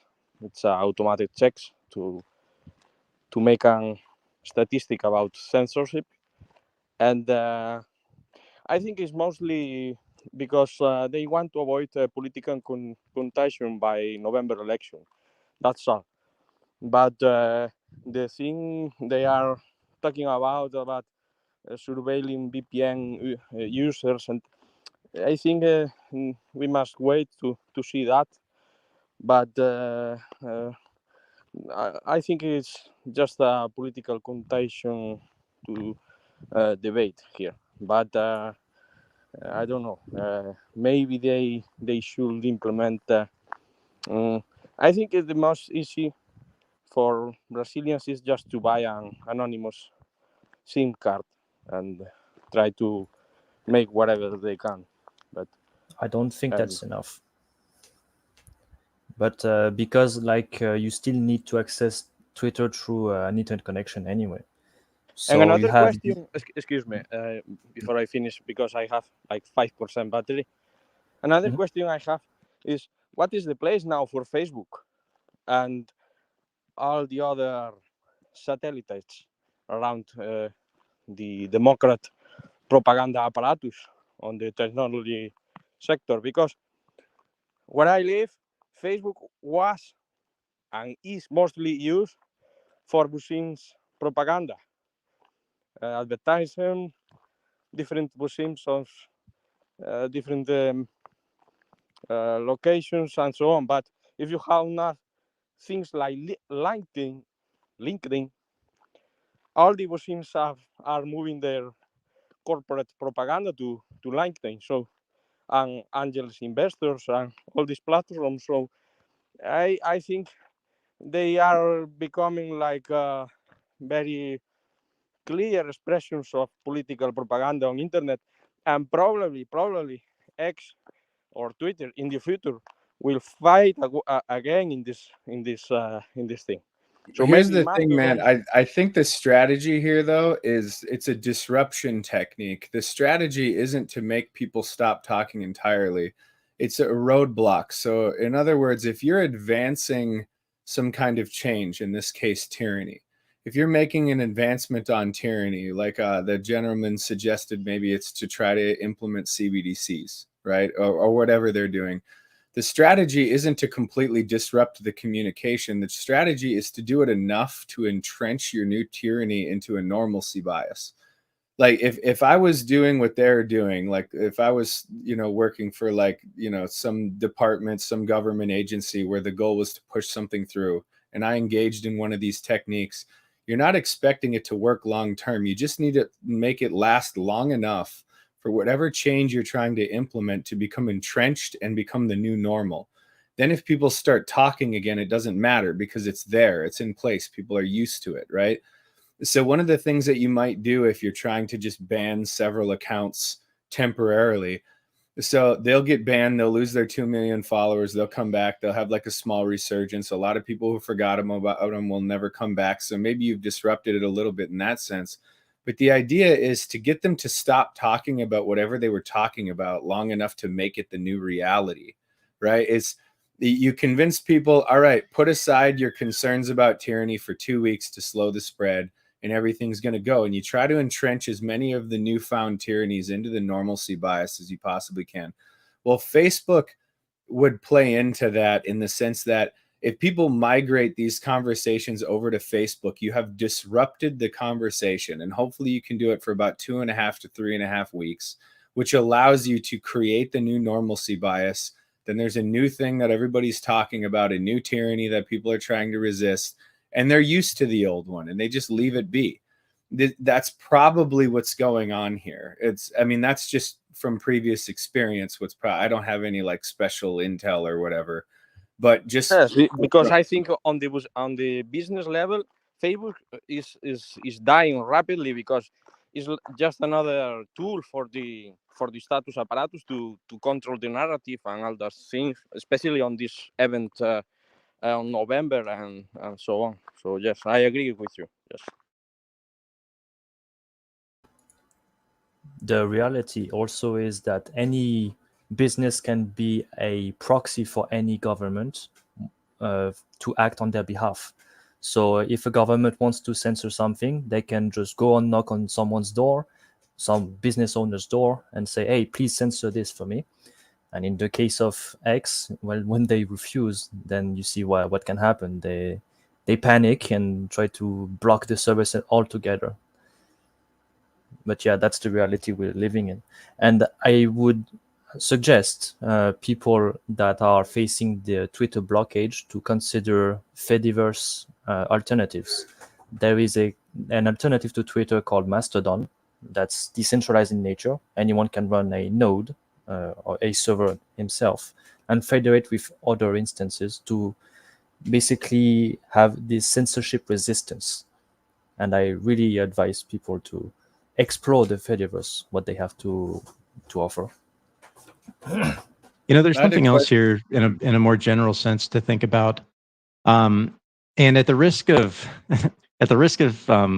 thinking that systems can solve what's ultimately a human problem, it does speak to the negative aspects of the general global court system, which is largely an adversarial system.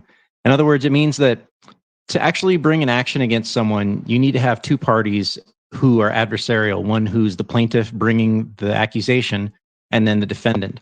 The problem is that you sort of get these situations of a default judgment if the defendant doesn't show up.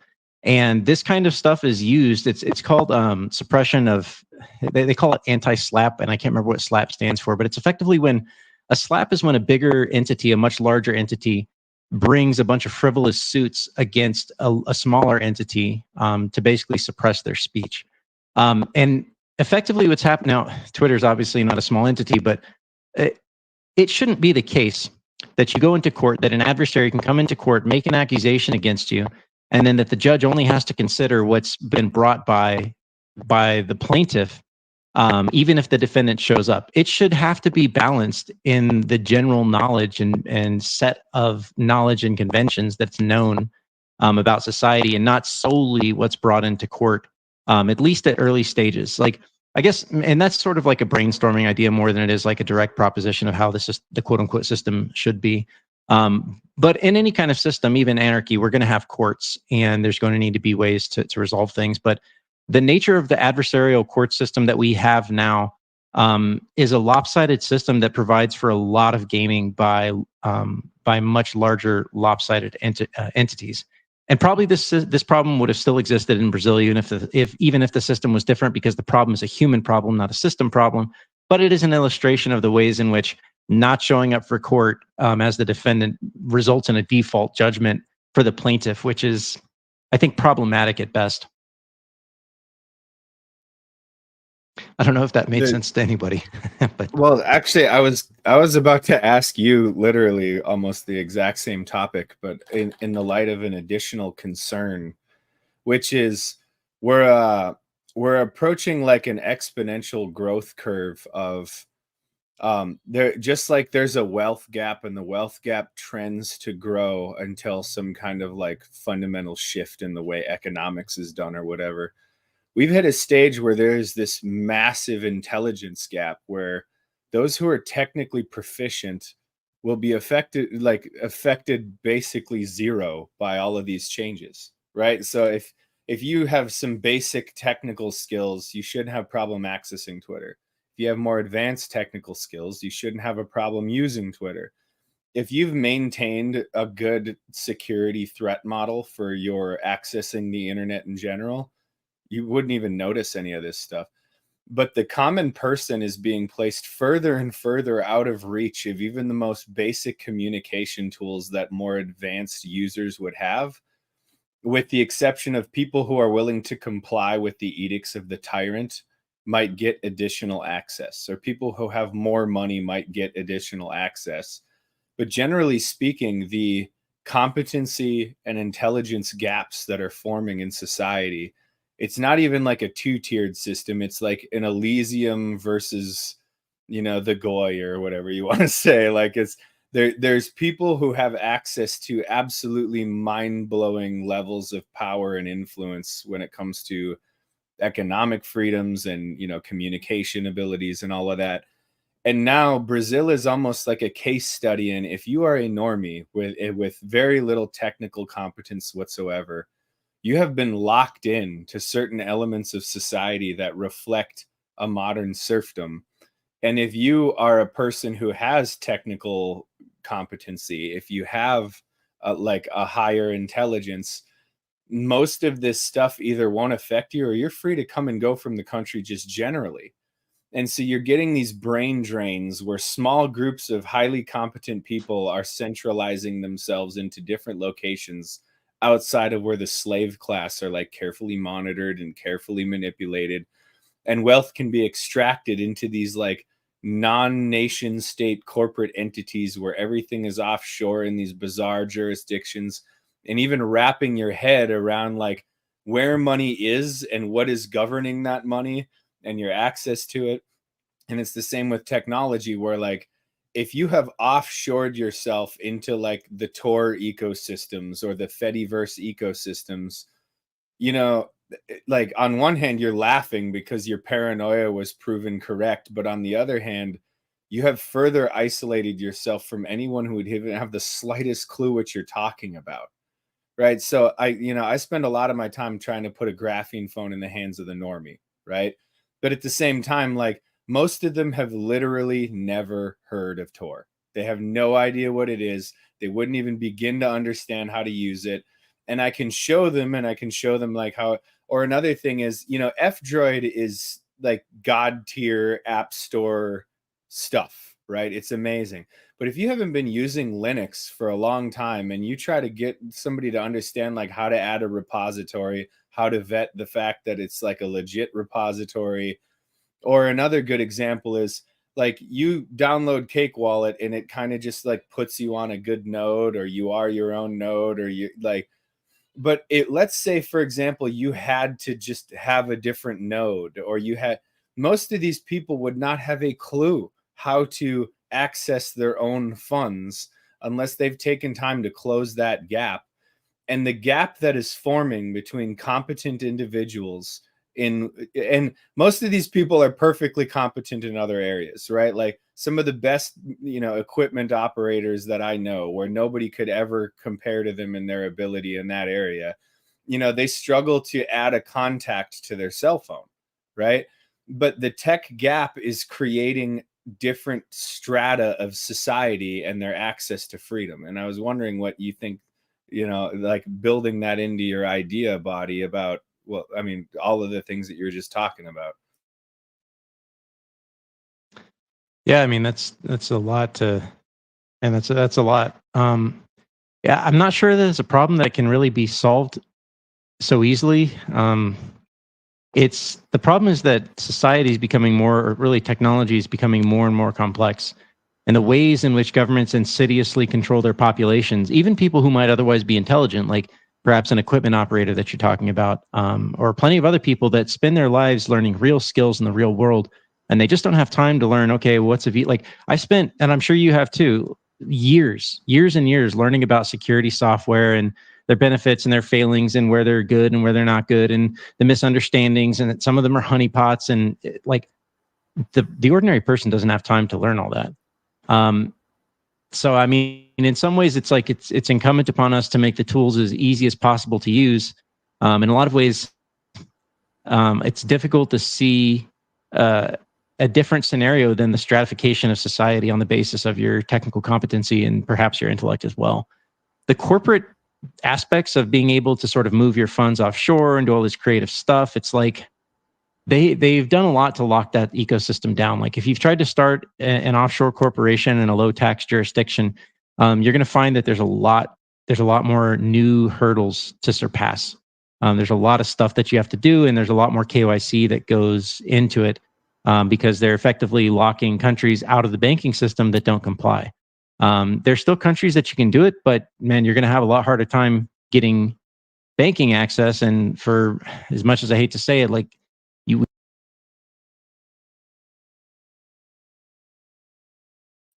You what? You just like cut off and went completely silent.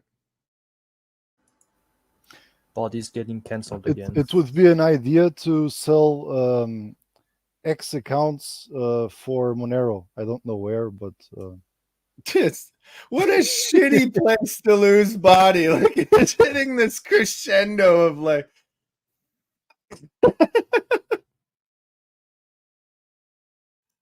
Anyway, I don't know. That was kind of funny, I thought.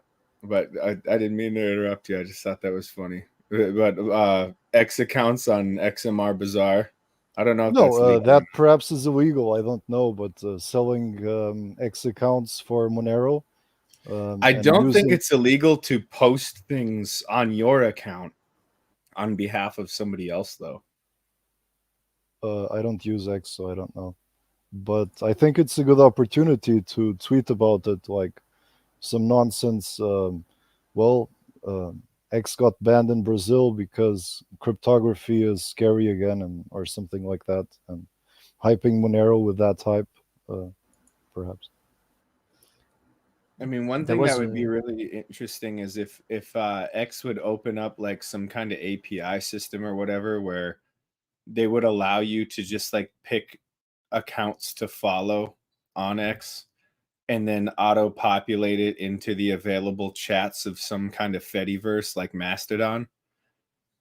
You know, so basically they could say, all right, we're gonna ban all of these accounts, but we're also gonna auto-populate anything that comes from Mastodon onto these proxy accounts, and just like kind of fuck with the system and see what happens, right? Just be like, all right, anybody with the who's because there are lots of bots right there on X. Yeah, and like that's kind of my position on how you would deal with the competency crisis is the people who are competent should just constantly make end arounds on every single stupid decree that comes out. Like X could just drop, hey, I put this stuff on GitHub that you can download to proxy post to Twitter, and it'll have this if like, so basically like, no, we don't have any accounts, but there's an account that just like automatically posts whatever is being said on this Mastodon account. I know what you mean. Okay. Yeah. A redirect of account. Yeah. Exactly. Would be great to see, honestly. Like this would be a clear circumvention of the X ban on, in Brazil. You just allow people to post elsewhere, and then it appears on X. Who cares then? No need for open VPN proxy even. accounts. You type it in on Fediverse or however that's called, and then it gets bypassed into Twitter. That's interesting. Yeah, Mastodon is kind of like the Twitter on Fediverse. Oh, okay. So like anyone can basically install a Mastodon instance, create users for, let people register, right? And it's not X, so it's elsewhere. And you can just post whatever you wanted to post on Twitter. You just post it there and federate with other instances, and the message gets across anyway. Even though it's to a smaller audience, still the message gets out there. Well, and that's kind of the other side of this whole like intelligence and competency gap that I was putting in, which is there's only, this is me like, I don't know, pontificating on the matter over time or whatever. But one of the things that I had thought about was there's only a window that closes over time until it basically reaches zero, in which the effectiveness of reaching the masses is even useful.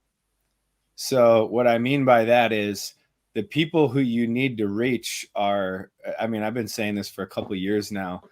It's an ever increasing effectiveness to reach the productive and technical or like skilled labor or people who hold large amounts of assets or whatever.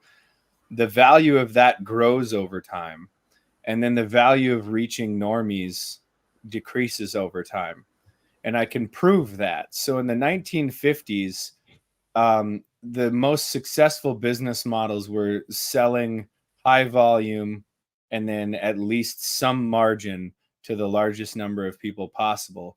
Well, at this point, if you want to start a business and become rich immediately, you want to sell to rich people, even if it's just a few of them, right? Because that's the fastest course by which you can grow a business quickly, grow your own wealth quickly. Or another good example is, people who operate, a really easy one that everyone would understand would be like, let's say you're a contractor of some sort, like you're a carpenter, right? Built into the cost of doing business is these massive ticket items. Like you're going to buy a lot of drill bits. You're going to buy a lot of screws. You're going to buy a lot of whatever. And by absorbing the market from even just one contractor on screws is going to get you way more money than absorbing the market on like 50 normies for, I don't know, something that normies buy. I haven't been a normie, so I don't know what they buy, but normie widgets, right? Or whatever it is. The best way to do business right now is to sell to rich people it's not to reach the normie. Well, I think that the same thing is going to happen again when you want to have some kind of change politically or economically or whatever. There's really no incentive to reaching the masses anyway. Now, there's a certain level in which attention is currency, but you're also selling that attention to rich people. So if you have like 100 million Twitter followers or whatever, I don't know. Once again, it's outside of my knowledge base, but if you have a lot of influence and you're an influencer, you are selling the bulk, the aggregate of all of that attention to an advertiser, so that advertiser can sell that attention to somebody who's selling a product. So you're really just selling 1 unit of attention to a person trying to sell to that target audience, and they're still only interested in certain elements of that audience. So for example, Game Fuel is trying to reach gamers, so they look at a YouTuber or Twitch, I think it's called, or whatever, that to sell crack in a can to people who play video games. So that's their niche market. That makes sense. So even they're not trying to reach the masses. They're just trying to reach a large number of their already targeted market. They're not really interested in the total number. They're interested in the total number of likely customers. And this is also why the future of advertising continues to be people with access to the data that's gleaned from your phone or whatever, right? Because they're trying to target specific people. They're not actually trying to sell to everybody. Now, there is one exception in the advertising business, and that is when you're trying to basically buy up ads to prevent negative stories. So like Boeing advertises with Fox News or whatever, because they don't want Fox to run a bad news story on Boeing, right? Or so you're actually paying to not get attention is what you're really doing. Yeah, but what you were saying about making normies adopt technologies, first, before you even try to shield them VPN, store, whatever, you need to explain, first of all, why they should care. And, it's always the beginning. You tell them, okay, why the hell should I care, right? That's always the way I start my tutorials and blog posts on my blog. It's, why the hell would you care about this technology in the first place? Why would you care about Monero, VPN, store, Unix, Linux, whatever? You need to explain why. And to do that, you just need to tell them a story. Like, oh, hey, did you know that you were being spied on by Google, YouTube, Facebook, Windows, Apple, etc.? Is that normal to you? Do you agree with this? Most likely they will say no. And then you tell them, okay, here are your options. Linux, macOS, sorry, not macOS, Linux, Ubuntu, whatever. You can already tell them what are the options, and then you can tell them how to actually implement that option. I beat you to it, homie. I said BSD. I'm all about it. Yeah. Yeah, well, he's smiling at us. Another story from me this week is I visited a person from Iraq and Germany, and I am currently 75 kilometers from the European Central Bank. And I asked him, do you know Bitcoin and do you know Monero? And he said, I know Bitcoin, but I don't know Monero. And then I asked him, how do you send money from Germany to Iraq? Because I assumed that he would make remittances. And he said, I use Western Union, and to send 100 euros, they still charge me $16. Like from $100, they charge him $16. And within 3 minutes, he had a Litecoin wallet and a Monero wallet and the Cake Wallet app for iOS, and all the instructions on how to do it. So the need for it will always prevail the curiosity and the privilege of learning it by yourself. So, Nihilist, I had a question for you, which is, wouldn't it make more sense? So you can try to reach normies directly, but we'll go back to our carpenter example, right? So if you have one carpenter and that carpenter prefers to pay his employees in Monero, and he prefers to take his payments in Monero, right? And that carpenter is always prioritizing jobs that are being paid in Monero, right? Because let's say you tell him like, this is a great way to avoid chargebacks. You can buy all your stuff from Home Depot or whatever with, you know, gift cards and coin cards or whatever. That one guy creates a lot of economic pressure on normies in order to switch to Monero versus trying to convince the people why they should use Monero. It's kind of the theory on that, where like reaching the skilled labor is always going to take precedence over trying to teach a normie.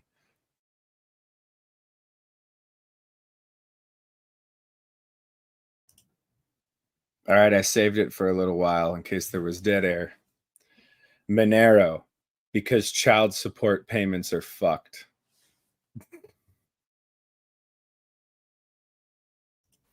Monero, because the most perfect money is made at the base of the pyramid. One CPU, one vote. Money goes up, shit always goes down. Well, the premise is it's supposed to be edgy, right? Because the original concept was like Bitcoin, because, you know, and then some like fluffy nonsense like, so instead our shirt should be like avoiding your child support payments or something. It looks like we do have some. Have you guys been reading these out here? We have, what do we got? Oh shit, we got a bunch. All right, what do we got here? First one. Can you put them on? There we go. Monero, because it's like magic. Now you see it, now you don't. All right, I like that. I like that. That one's really catchy. It's a family friendly one. I like that. That's like Monero for kids. That's a good one. Monero bro tip $2. Monero because freedom, like that. Very simple. Straight to the point. Shortwave. Oh, some Brazilians are going to Mastodon. All right, unrelated. Thank you, Shortwave. What do we have here? Libertad tipped Monero because it's money. And Mandelbro tipped Monero because it's in the dark forest. Anonymity is our freedom. Okay, that was a little wordy. Anonymity is our freedom. Fun fact tip Monero because human dignity matters. Kevin tipped Monero because it does what Bitcoin was supposed to do. We love that phrase.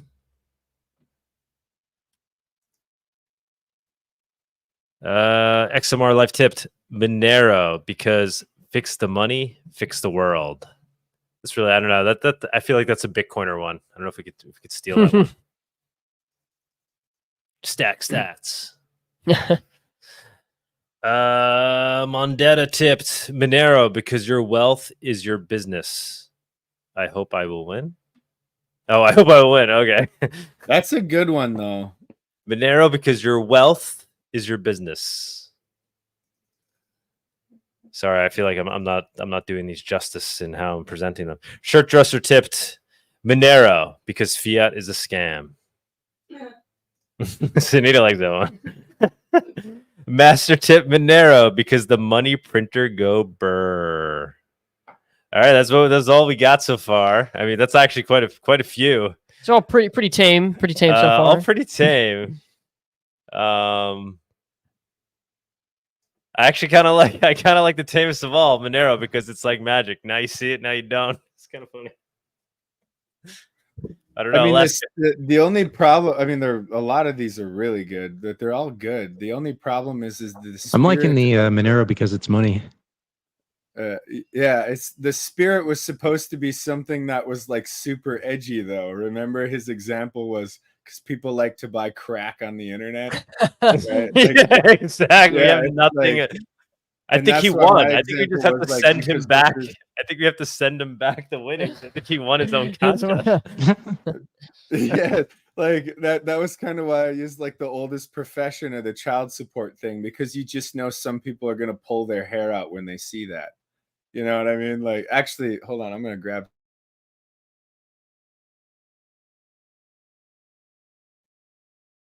All right.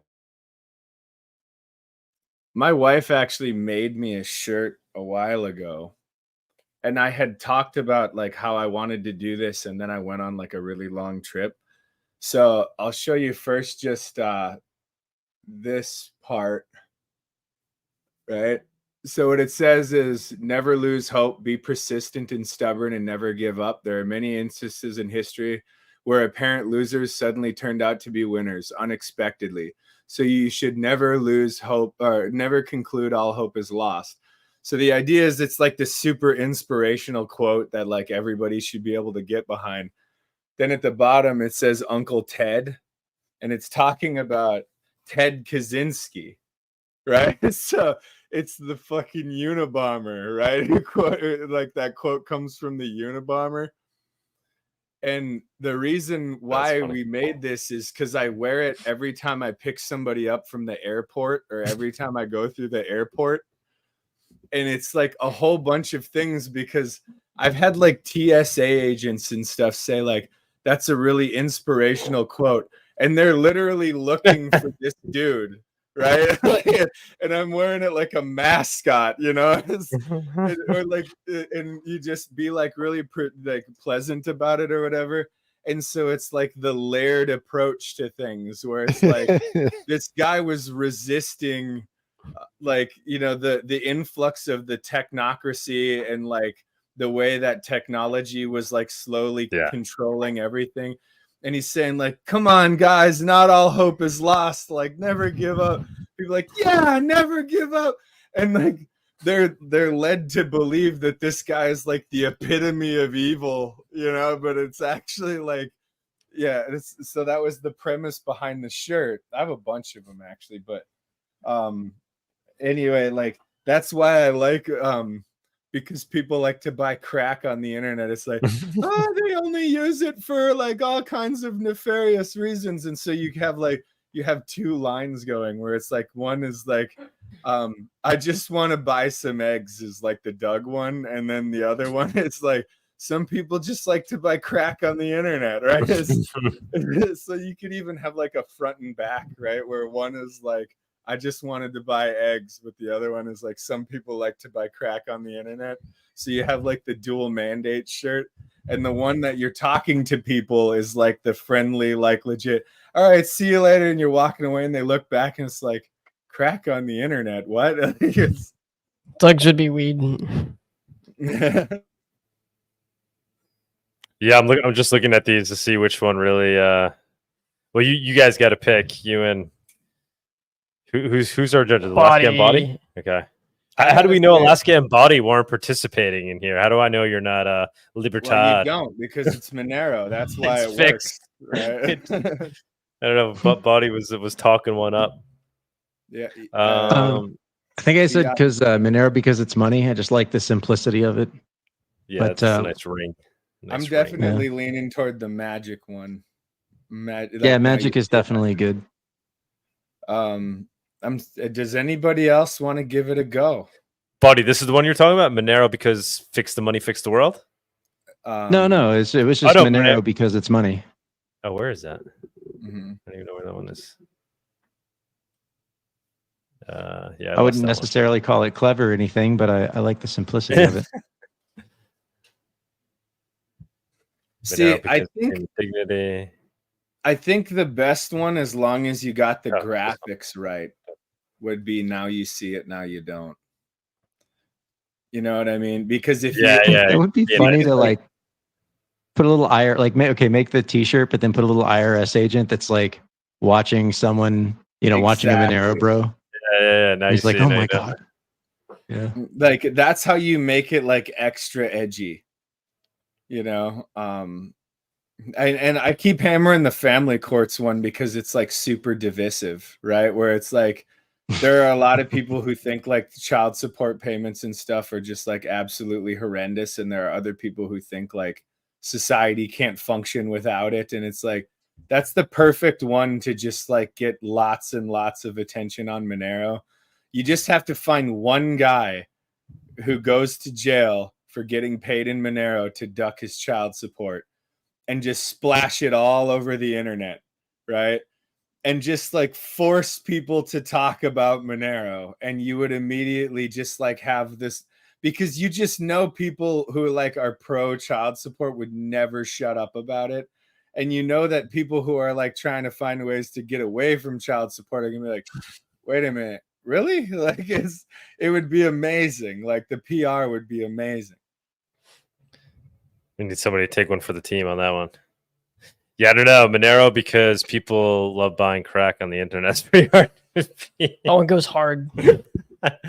Maybe it should be Monero because people need a way to buy crack on the internet, or because people, yeah, no, that is pretty good. Yeah, too controversial. Too controversial. No, too illegal. yeah, no such thing. All right, so I guess Monero because it's like mad. I don't know. Yeah, Bawdy, what's your vote? I'll go with the magic one. I like the. I was going with Monero because it's money, but I think the graphics could make the now you see it, now you don't. I think you could make some pretty creative shirts out of that. My caveat would be try to get rid of because it's. So Monero's like magic, so it's shorter, and then it's perfect. And we just got to get the graphics right, and it's going to be amazing.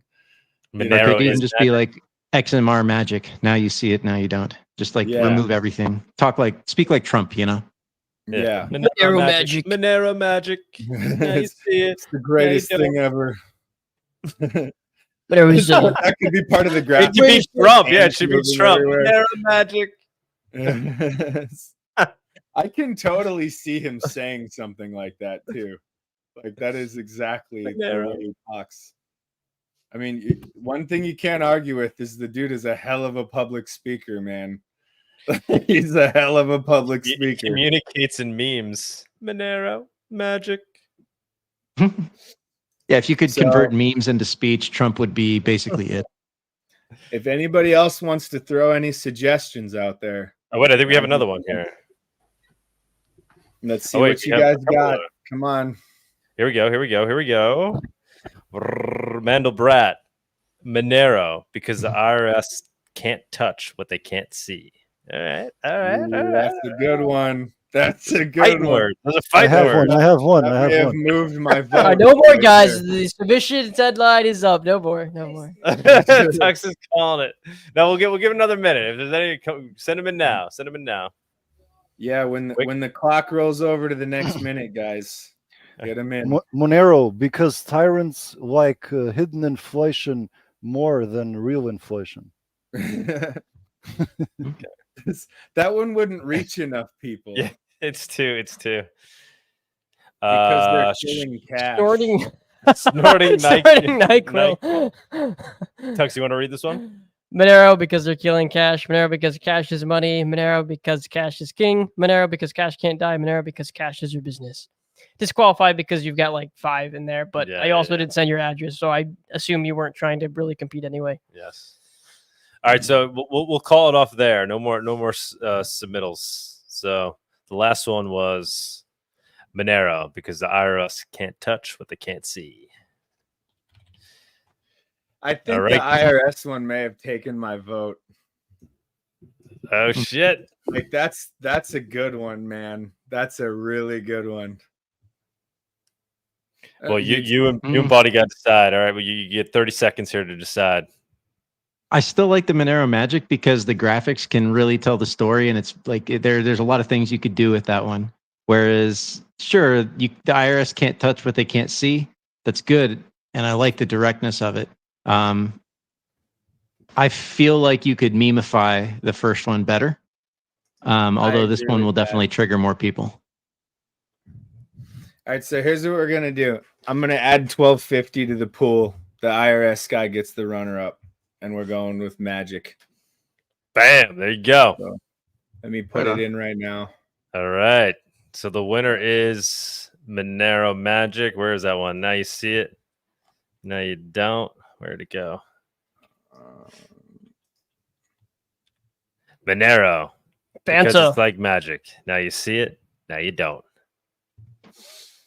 Congratulations, I'm adding Fanta. it right now.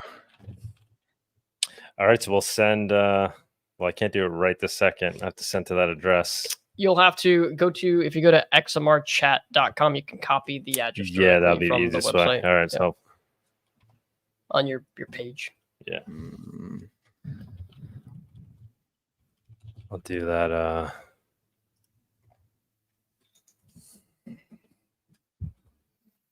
right, guys. Let me put the runner-up cash in the fund here real quick.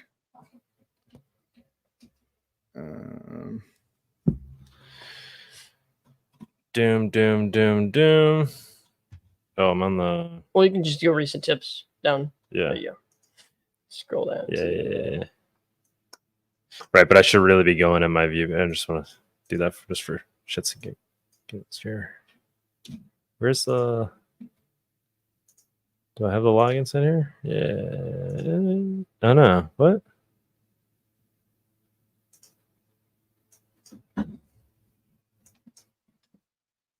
Well, whatever. I'm gonna send the tip when we log off here.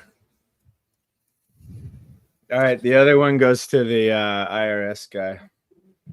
Okay, yeah, we'll send them both that. We'll send up the winner for 25 and the runner up for Mandelbrot 42.